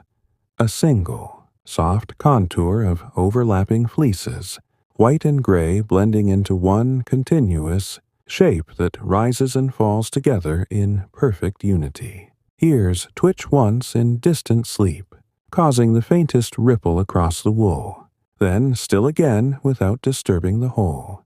The lamb remains tucked deep within the warm, hollow between its mother's side and the partition, only the smallest suggestion of movement along its flank when it draws a particularly deep, contented breath. Their collective warmth rises in a steady, gentle column, meeting the faint hearth, presence midway and spreading evenly until the entire Longhouse feels held in one continuous temperature. No gradients, no cold pockets, only quiet equilibrium. The roof timbers have reached their coolest point of the night. Creaks now so infrequent they feel almost accidental, a soft sigh every 40 minutes or more. Wood adjusting to the slow addition of snow above. Thatch compressing another fraction beneath the weight without complaint. No moisture penetrates the inner layers. The birch bark holds firm, allowing only the distant, patient drip from the outer eaves to continue its slow rhythm outside. Plink. Long pause. Plink. Each drop vanishing instantly into the frozen ground, adding nothing audible to the silence within. The membrane windows stay utterly black, no trace of gray yet touching their translucent surfaces. Dawn remains far off in these northern months, the night given its full, gentle allowance to linger. Inside, the darkness has become so deep and soft it feels protective, enveloping. Shadow merging into shadow until bench, wall, hanging bundle, sleeping form, and heavy air all blend into one continuous, resting whole. The drop spindle hangs motionless, thread perfect and straight. The poker leans unchanged against the hearthstones. The small clay cup of cooled barley water sits forgotten on its stone ledge, faint meadow-sweet sweetness lingering in memory alone. The heating stones lie inert within their wool wrappings, smooth weights now the same temperature as the bedding, ready for tomorrow's quiet return to the coals. Outside, the fjord lies frozen in absolute stillness, ice thick and smooth beneath untouched snow, drifts pressed gently against the turf walls, sealing every gap in perfect quiet. No wind, no movement, no sound. The sky remains hidden, heavy cloud offering no light, mirroring the calm darkness within. Sleep continues without break, deep, dreamless for some, light and peaceful for others. Every rhythm overlapping into one unbroken lullaby of breath. Faint rustle, distant drip, slow settling timber. The Longhouse holds everything effortlessly, rooted in earth, wrapped in wool, warmed by bodies and lingering embers, breathing slowly with its people and animals in perfect, uneventful harmony. The night drifts to its softest, furthest edge, time held gently in suspension where nothing hurries forward, nothing resists, and everything remains wrapped, safely in quiet warmth, until the first pale hint of morning, in its own unhurried time, begins to arrive. The Longhouse has entered the quietest, most still portion of the night, where even the faintest traces of movement seem to have paused in deference to the depth of rest. The hearth lies silent beneath its thick gray ash, the stones around it holding only the gentlest memory of warmth, enough to keep the immediate air from growing sharp or cold, but no longer enough to send any noticeable heat upward.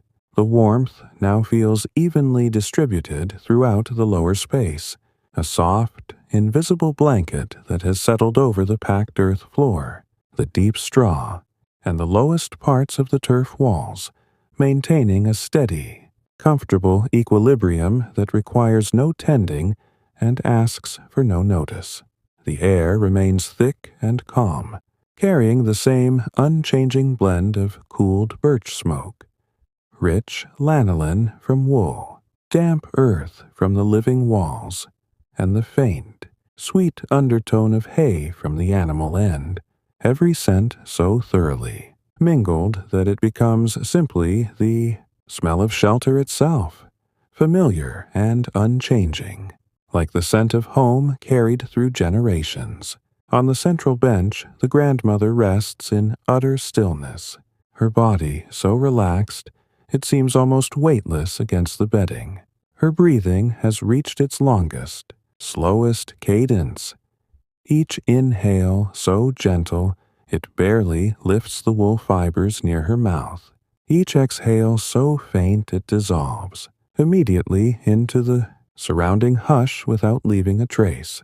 The blanket drawn over her lies in perfect, undisturbed folds, every crease and drape fixed since the last small shift hours earlier, trapping warmth in soft, layered pockets that follow the quiet curve of her form without slipping or bunching. Beneath her head, the sheepskin pillow has molded completely to the shape of her face, the wool curls pressed flat in gentle hollows that support without pressure, cradle without constriction. One hand rests near her cheek, fingers half curled in the loose, open way of deepest sleep. Skin warm and smooth from the shared heat rising slowly from the straw below. Beside her, the mother remains flat on her back, arms relaxed along her sides, palms facing upward in complete openness, fingers soft and unmoving.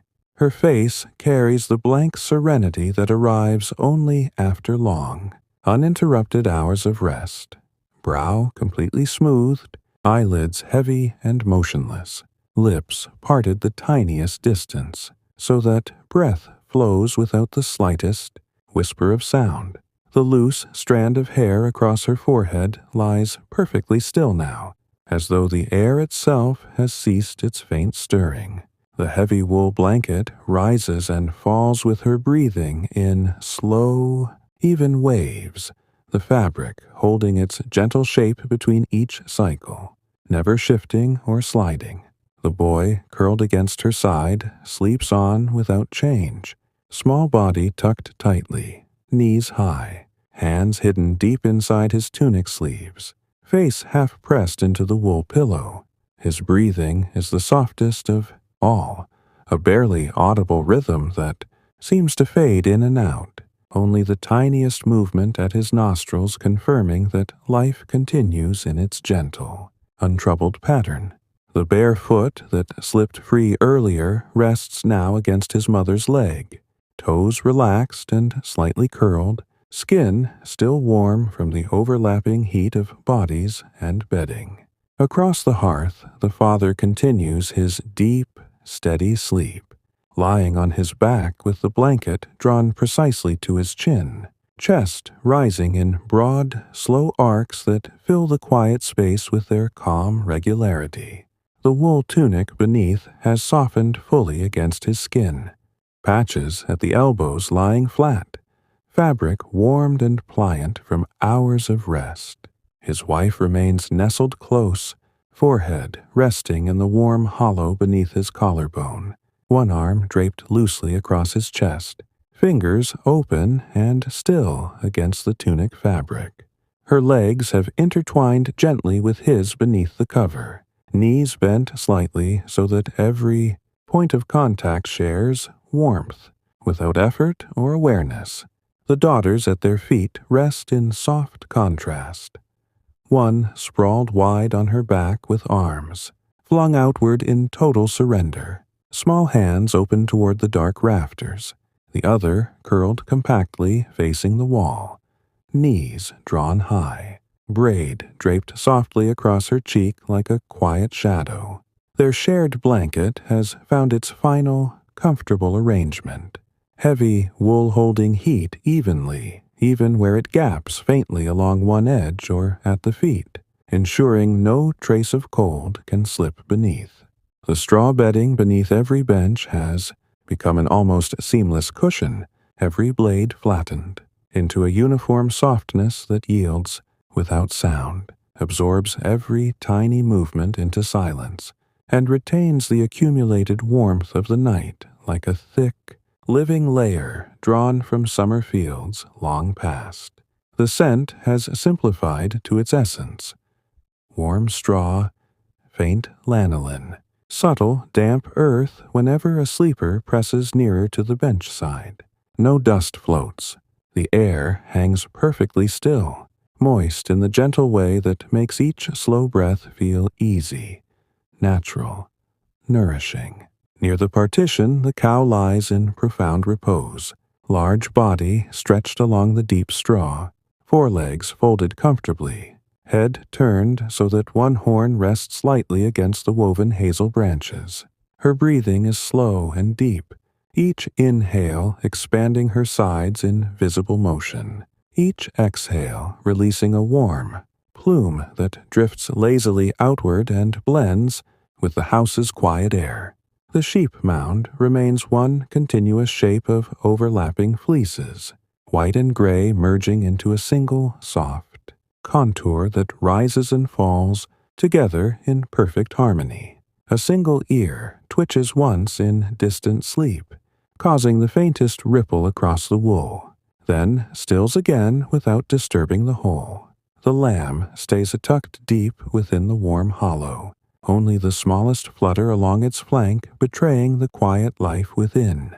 Their steady, living warmth rises in a gentle column, meeting the faint hearth, presence and spreading evenly until the entire longhouse feels wrapped in one continuous, even temperature, no gradients, no cold corners, only quiet balance.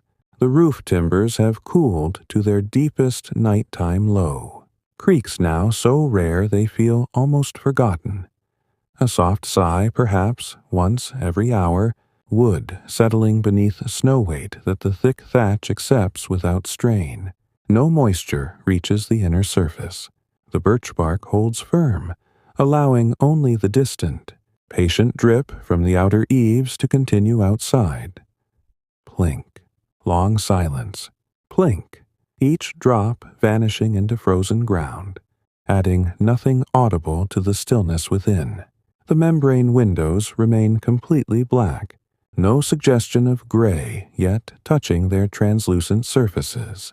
Dawn stays far distant in these northern winters, the night given its full allowance to linger in gentle dominion. Inside, the darkness has deepened into something, protective and soft. Shadow flowing into shadow, until bench, wall, hanging bundle, sleeping form, and heavy air all merge into one continuous, resting whole. The drop spindle hangs motionless beneath its unfinished thread. The poker leans unchanged against the hearthstones. The small clay cup sits forgotten on its ledge, contents cooled but still faintly sweet in memory. The heating stones lie inert within wool wrappings, smooth and quiet, ready for the slow return to coals when morning arrives in its own time. Outside, the fjord lies frozen in absolute calm, ice thick and smooth beneath untouched snow. Drifts pressed softly against the turf walls, sealing every gap in perfect hush. No wind stirs, no creature moves. The sky remains hidden beneath heavy cloud, offering no light, no stars, only the same enveloping darkness that mirrors the peace within the longhouse. Sleep holds complete and unbroken, deep and dreamless for most, light and serene for others, every rhythm overlapping into one continuous lullaby of breath. Faint rustle, distant drip, slow settling timber. The longhouse cradles everything without effort. Turf breathing earth, timber breathing adjustment, wool breathing lanolin, lungs breathing quiet life, all aligned in perfect, uneventful harmony. The night reaches its gentlest, furthest boundary. Time held softly in suspension, where nothing hurries, nothing resists, and everything remains wrapped, safely in quiet warmth until the first pale whisper of morning, in its own patient time, begins to arrive. The longhouse remains cradled in the gentlest, most profound stillness the night can offer. Every small sound and movement long since faded into complete quiet. The hearth has become nothing more than a soft, even warmth held deep within the ash-covered stones. No flicker, no glow, only the faintest trace of heat that lingers, like a memory stored patiently in rock and earth. That warmth no longer rises or spreads in waves. It simply exists as a low, constant presence throughout the lower part of the room, keeping the packed earth floor and the deep straw, bedding from ever feeling truly cold. The air hangs thick and calm, moist in the soft way that makes breathing feel effortless and soothing, carrying the unchanging blend of cooled wood smoke, warm lanolin from layers of wool, damp turf from the living walls, and the faint, sweet undertone of hay and animal breath From the far end, everything so perfectly mingled that it becomes the single, familiar scent of winter shelter itself, comforting and timeless.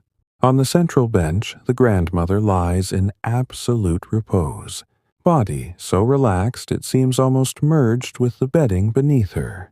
Her breathing has stretched to its longest, quietest rhythm yet. Each inhale drawn in so gently, the wool near her lips barely stirs. Each exhale released in a whisper so faint it disappears, instantly into the surrounding hush without ripple or trace.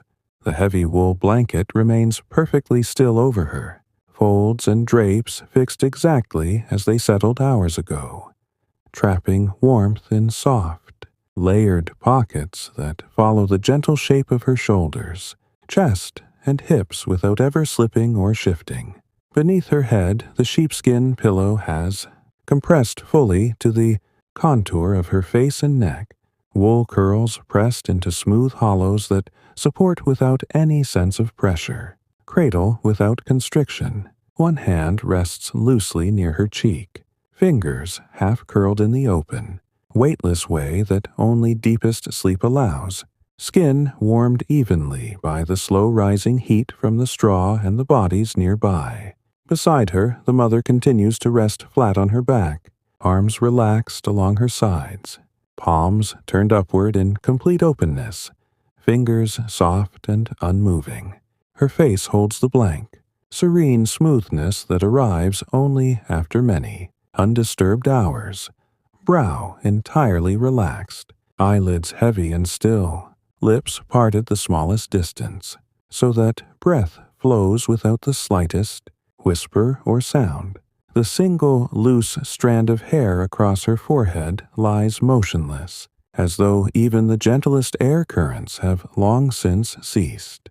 The blanket rises and falls with her breathing in slow, even almost imperceptible waves, the heavy wool maintaining its gentle shape between each cycle, never bunching or sliding away.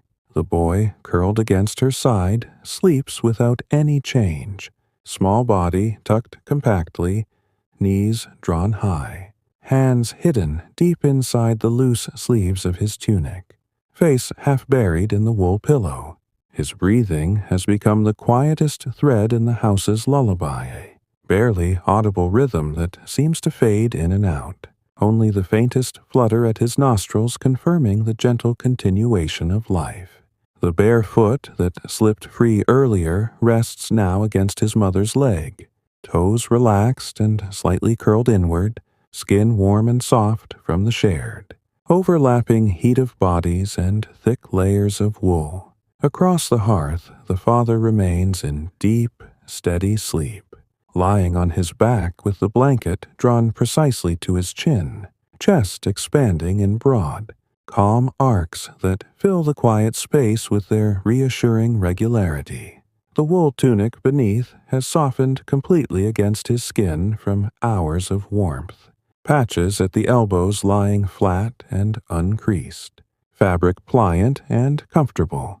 His wife stays nestled close, forehead resting fully in the warm hollow beneath his collarbone, one arm draped loosely across his chest, fingers open and still against the tunic. Her legs have intertwined gently with his beneath the cover, knees bent slightly so that every point of contact shares warmth, without effort or awareness. The daughters at their feet rest in quiet, gentle disarray, one sprawled wide on her back with arms flung outward in total surrender, small hands open toward the dark roof beams, the other curled tightly into a compact shape facing the wall, knees high, braid draped softly across her cheek like a quiet shadow.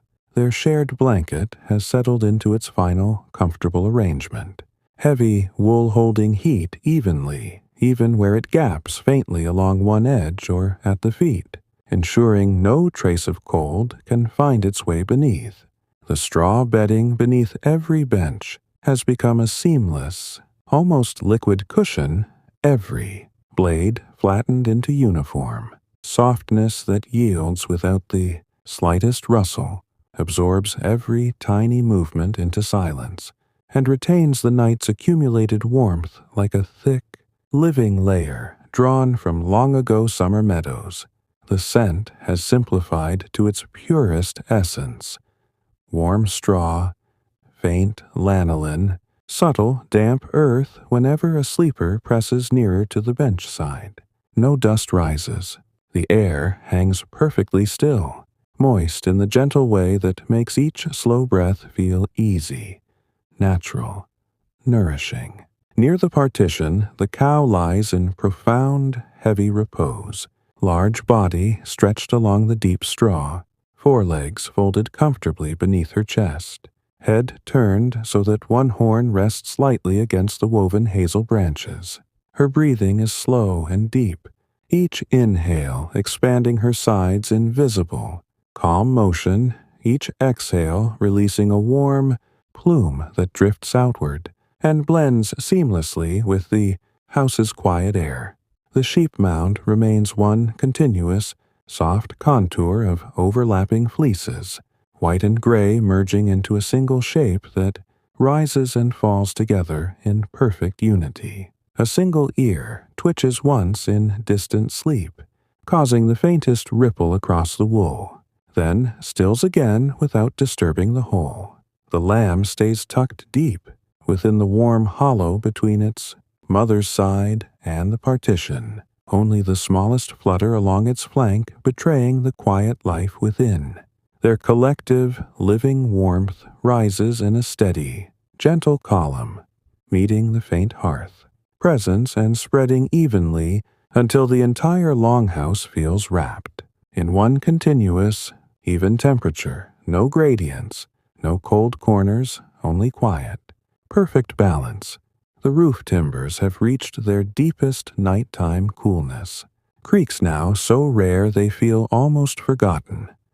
A soft sigh perhaps once every hour or more, wood settling beneath snow weight, that the thick thatch accepts without strain or complaint. No moisture reaches the inner surface. The birch bark holds firm, allowing only the distant, patient drip from the outer eaves to continue outside. Plink. Long silence. Plink.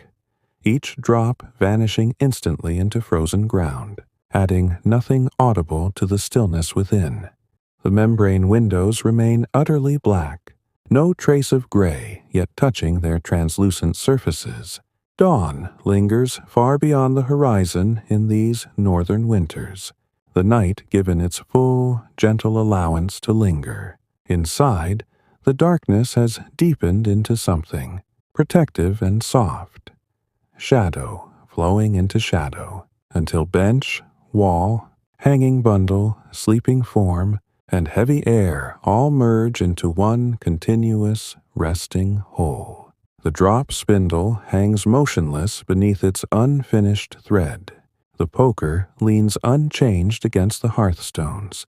The small clay cup sits forgotten on its ledge, contents cooled but still faintly sweet in memory. The heating stones lie inert within wool wrappings, smooth and quiet, ready for the slow return to coals when morning arrives in its own patient time. Outside, the fjord lies frozen in absolute calm, ice thick and smooth beneath untouched snow, drifts pressed softly against the turf walls, sealing every gap in perfect hush. No wind stirs, no creature moves. The sky remains hidden beneath heavy cloud, offering no light, no stars, only the same enveloping darkness that mirrors the peace within the longhouse. Sleep holds complete and unbroken, deep and dreamless for most, light and serene for others, every rhythm overlapping into one continuous lullaby of breath. Faint rustle, distant drip, slow settling timber. The longhouse cradles everything without effort. Turf breathing earth, timber breathing adjustment, wool breathing lanolin, lungs breathing quiet life, all aligned in perfect, uneventful harmony. The night drifts slowly toward its softest boundary, time held gently in suspension where nothing hurries forward, nothing resists, and everything remains wrapped, safely in quiet warmth until the first pale whisper of morning, in its own unhurried time, begins to arrive. The Longhouse lies wrapped in the deepest, most tranquil hush the night can hold, every element inside and out aligned in the same patient, unresisting calm. The hearth has long since surrendered any trace of visible life. The ash blanket lies thick and undisturbed, sealing the stones beneath in uniform gray. The warmth that remains is faint and diffuse now, no longer rising in gentle currents but simply present as a soft, even undercurrent throughout the lower space, warming the packed earth floor, just enough to keep frost at bay, cradling the deep straw bedding in quiet comfort, allowing the turf walls to continue their slow, damp exhalation without chill ever creeping inward. The air hangs heavy and still, moist in the gentle way that soothes the lungs with every slow breath, carrying the same timeless blend of cooled birch smoke, warm lanolin from wool, living earth from the thick walls, and the faint sweetness of hay and animal closeness, everything so perfectly blended it becomes simply the scent of safety, of shelter carried through countless winters without change or hurry. On the central bench, the grandmother rests in utter, weightless surrender, body so still she seems almost part of the house itself. Her breathing has lengthened to its gentlest possible rhythm, each inhale so soft the wool fibers near her mouth remain untouched, each exhale so faint it melts instantly into the surrounding silence without leaving even a whisper behind.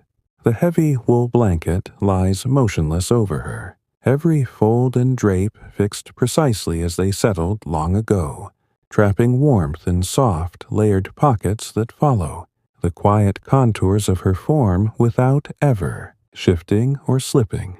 Beneath her head, the sheepskin pillow has molded completely to the shape of her face and neck, wool curls pressed into smooth, supportive hollows that cradle without pressure, hold without constriction. One hand rests near her cheek, fingers half curled in the open, relaxed way that only the deepest rest allows, skin warmed evenly by the slow, steady heat rising from the straw and the bodies close by. Beside her, the mother lies flat on her back without alteration, arms relaxed along her sides, palms facing upward in complete openness, fingers soft and unmoving. Her face holds the blank, peaceful smoothness that comes only after many undisturbed hours, brow entirely relaxed, eyelids heavy and still, lips parted the tiniest distance, so that breath passes without the slightest sound or effort. The loose strand of hair across her forehead lies perfectly still, as though even the faintest air movement ceased long ago. The blanket rises and falls with her breathing in slow, almost imperceptible waves, the heavy wool maintaining its gentle shape between each cycle, never bunching or sliding away. The boy, curled against her side, remains deeply asleep, small body tucked compactly, knees drawn high, hands hidden inside the loose sleeves of his tunic, face half buried in the wool pillow. His breathing is the quietest, thread in the house's lullaby, a barely audible rhythm that fades in and out. Only the faintest flutter at his nostrils confirming gentle life continues. The bare foot, resting against his mother's leg, stays warm and relaxed, toes curled slightly inward, skin soft from the shared, overlapping heat of bodies and thick wool layers. Across the hearth, the father sleeps on in profound, steady rest, lying flat on his back with the blanket drawn precisely to his chin, chest expanding in broad, calm arcs that fill the quiet space with their reassuring regularity. The wool tunic beneath has softened fully against his skin, patches at the elbows lying flat, fabric pliant and comfortable from hours of warmth. His wife remains nestled close, forehead resting fully in the warm hollow beneath his collarbone, one arm draped loosely across his chest, fingers open and still against the tunic. Her legs intertwine gently with his beneath the cover, knees bent slightly so that every point of contact shares warmth without thought or movement. The daughters at their feet rest in soft, gentle disarray, one sprawled wide on her back with arms flung outward in total surrender, small hands open toward the dark rafters, the other curled tightly facing the wall, knees high, braid draped softly across her cheek like a quiet shadow. Their shared blanket has settled into its final, comfortable drape, heavy wool holding heat evenly, even where it gaps faintly along one edge or at the feet, ensuring no hint of cold can slip beneath. The straw bedding beneath every bench has become a seamless, almost liquid softness, every blade flattened into uniform, cushioning that yields without rustle, absorbs every tiny shift into silence, and retains the night's warmth like a thick, living layer grown from distant summer meadows. The scent has simplified to its purest form. Warm straw, faint lanolin, subtle damp earth whenever a sleeper presses nearer to the bench side. No dust stirs. The air hangs perfectly still, moist in the gentle way that makes each slow breath feel easy, natural, nourishing.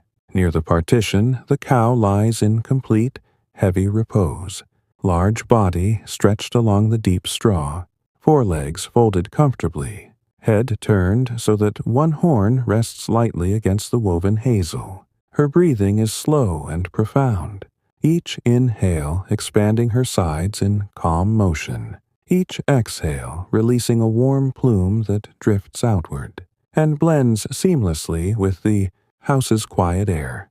The sheep mound remains one continuous, soft shape of overlapping fleeces, white and gray merging into a single contour that rises and falls together in perfect harmony. A single ear twitches once in distant sleep, causing the faintest ripple across the wool, then stills again without disturbing the whole. The lamb stays tucked deep within the warm hollow, only the smallest flutter along its flank betraying quiet life within. Their collective warmth rises steadily, gently, meeting the faint hearth presence and spreading evenly until the entire Longhouse feels wrapped in one continuous, even temperature, no gradients, no cold corners, only quiet. Perfect balance. The roof timbers have cooled to their deepest point. Creaks now so rare they seem almost forgotten. A soft sigh, perhaps, once every hour or longer, wood settling beneath snow weight that the thick thatch accepts without strain. No moisture reaches the inner surface. The birch bark holds firm, allowing only the distant, patient drip from the outer eaves to continue outside. Plink. Long silence. Plink. Each drop vanishing instantly into frozen ground, adding nothing audible to the stillness within. The membrane windows remain utterly black, no trace of gray yet touching their translucent surfaces. Dawn lingers far beyond the horizon, the night given its full, gentle allowance to linger. Inside, the darkness has deepened into something, protective and soft. Shadow flowing into shadow, until bench, wall, hanging bundle, sleeping form, and heavy air all merge into one continuous, resting whole. The drop spindle hangs motionless beneath its unfinished thread. The poker leans unchanged against the hearthstones. The small clay cup sits forgotten on its ledge, contents cooled but still faintly sweet in memory. The heating stones lie inert within wool wrappings, smooth and quiet, ready for the slow return to coals when morning arrives in its own patient time. Outside, the fjord lies frozen in absolute calm, ice thick and smooth beneath untouched snow, drifts pressed softly against the turf walls, sealing every gap in perfect hush. No wind stirs, no creature moves. The sky remains hidden beneath heavy cloud, offering no light, no stars, only the same enveloping darkness that mirrors the peace within the Longhouse. Sleep holds complete and unbroken, deep and dreamless for most, light and serene for others, every rhythm overlapping into one continuous lullaby of breath. Faint rustle, distant drip, slow settling timber. The Longhouse cradles everything without effort. Turf breathing earth, timber breathing adjustment, wool breathing lanolin, lungs breathing quiet life, all aligned in perfect, uneventful harmony. The night drifts slowly toward its softest, furthest edge, time held gently in suspension where nothing hurries, nothing resists, and everything remains wrapped, safely in quiet warmth as the first pale whisper of morning, in its own unhurried time, begins to draw near. The Longhouse rests now in the softest possible stillness, the night having given everything it could to the quiet hours before light. The hearth lies completely silent beneath its thick ash cover, the stones holding only the faintest ghost of warmth, enough to keep the floor, and the lowest layers of straw from ever feeling sharp or cold, but no longer enough to be noticed. That remaining warmth has become part of the air itself, a gentle, even presence that wraps the entire space without direction or effort, blending with the slow exhalation of the turf walls, the steady breathing of sleeping bodies, the quiet heat rising from the animals at the far end. The air hangs thick and calm, moist in the gentlest way, carrying the same unchanging scent that has filled the house all night. Cooled birch smoke, warm lanolin from wool, damp living earth, faint sweetness of hay. Everything so perfectly blended. It is no longer separate notes, but simply the breath of the Longhouse, soft and familiar, timeless. On the central bench the grandmother lies motionless, body surrendered so fully she seems woven into the bedding, into the house itself, knees bent slightly so that every point of contact shares warmth without thought or movement. The daughters at their feet rest in soft, gentle disarray, one sprawled wide on her back with arms flung outward in total surrender, small hands open toward the dark rafters, the other curled tightly facing the wall, knees high, braid draped softly across her cheek like a quiet shadow. Their shared blanket has settled into its final, comfortable drape, heavy wool holding heat evenly, even where it gaps faintly along one edge or at the feet, ensuring no hint of cold can slip beneath. The straw bedding beneath every bench has become a seamless, almost liquid softness, every blade flattened into uniform, cushioning that yields without rustle, absorbs every tiny shift into silence, and retains the night's warmth like a thick, living layer grown from distant summer meadows. The scent has simplified to its purest form. Warm straw, faint lanolin, subtle damp earth whenever a sleeper presses nearer to the bench side. No dust stirs. The air hangs perfectly still, moist in the gentle way that makes each slow breath feel easy, natural, nourishing. Near the partition, the cow lies in complete, heavy repose, large body stretched along the deep straw, forelegs folded comfortably, head turned so that one horn rests lightly against the woven hazel. Her breathing is slow and profound, each inhale expanding her sides in calm motion, each exhale releasing a warm plume that drifts outward and blends seamlessly with the house's quiet air. The sheep mound remains one continuous, soft shape of overlapping fleeces, white and gray merging into a single contour that rises and falls together in perfect harmony. A single ear twitches once in distant sleep, causing the faintest ripple across the wool, then stills again without disturbing the whole. The lamb stays tucked deep within the warm hollow, only the smallest flutter along its flank betraying quiet life within.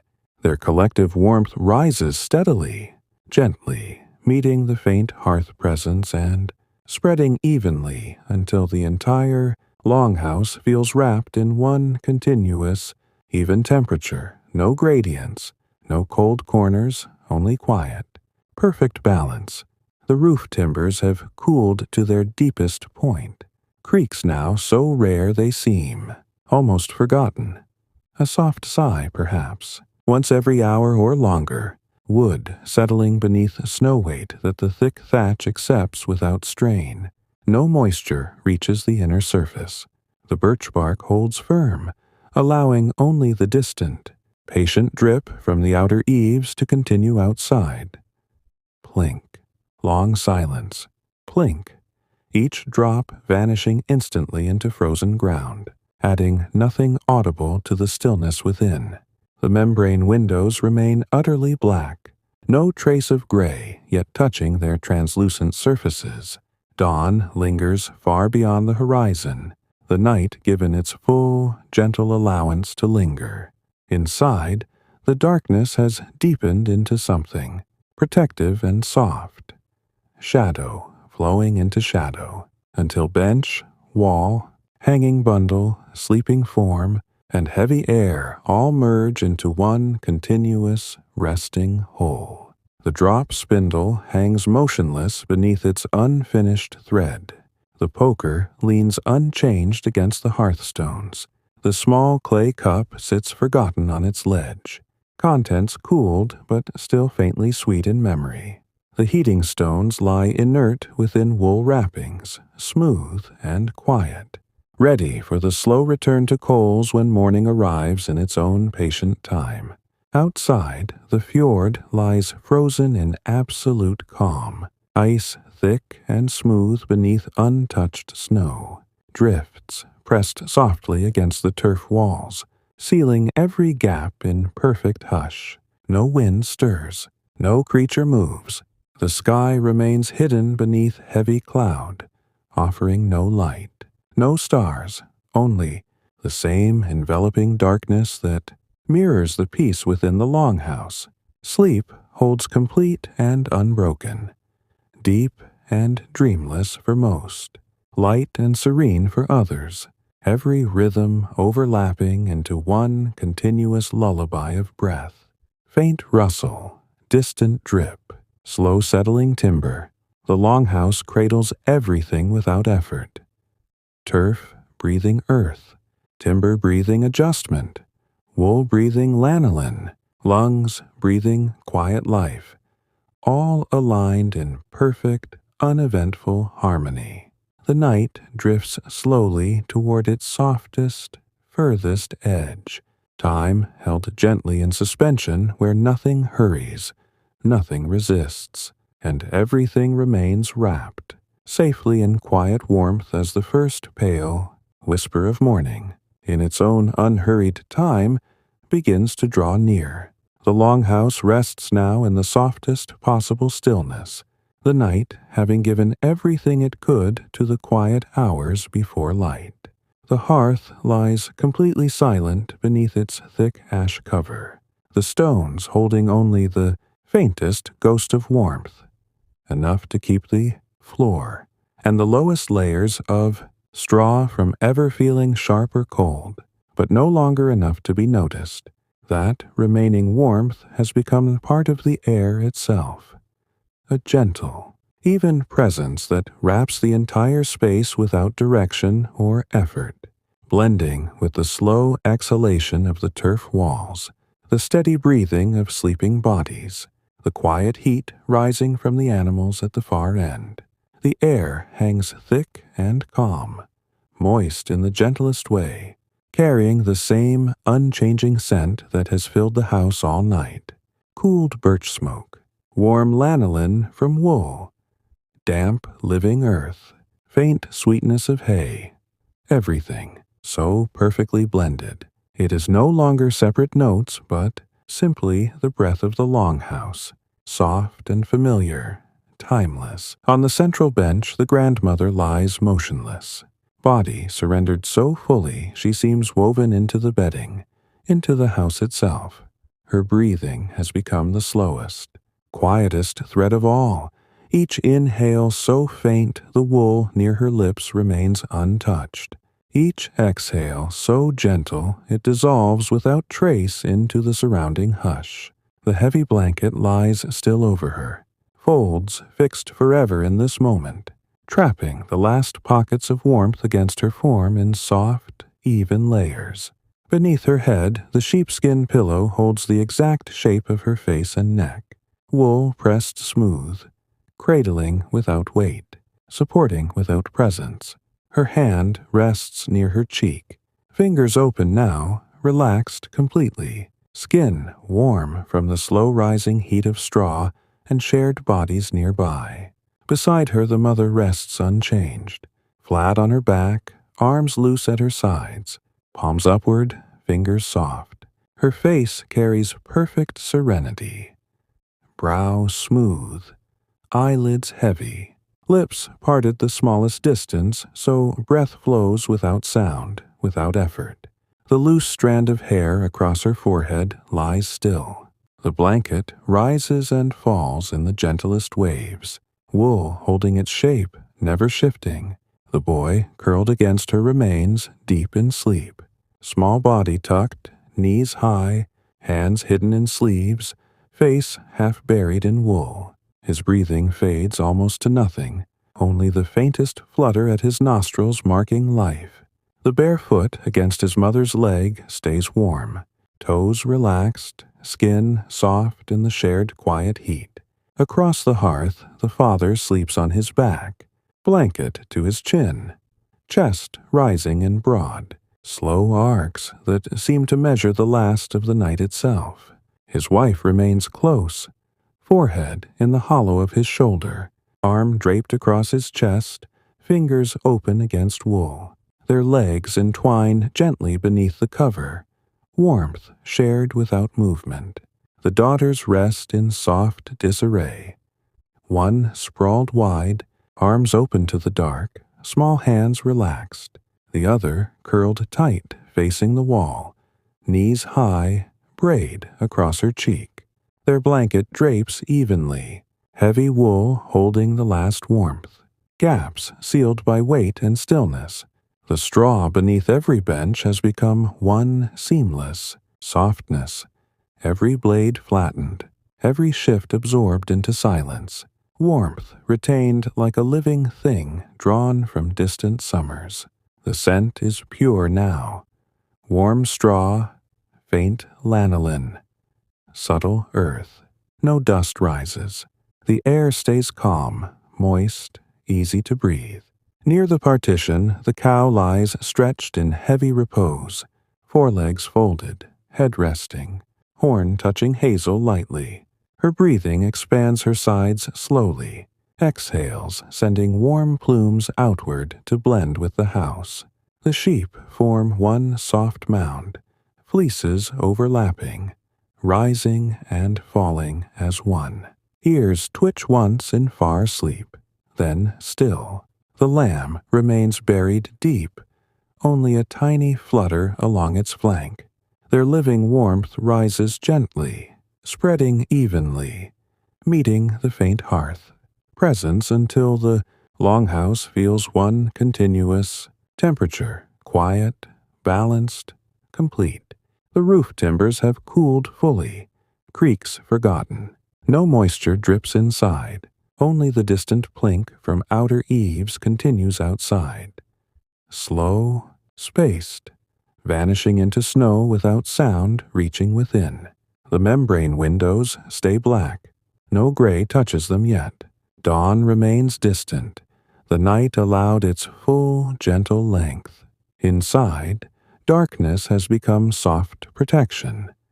Shadow into shadow, bench into wall, wall into roof, roof into air, sleeping forms into bedding, into house, into one unbroken, resting whole.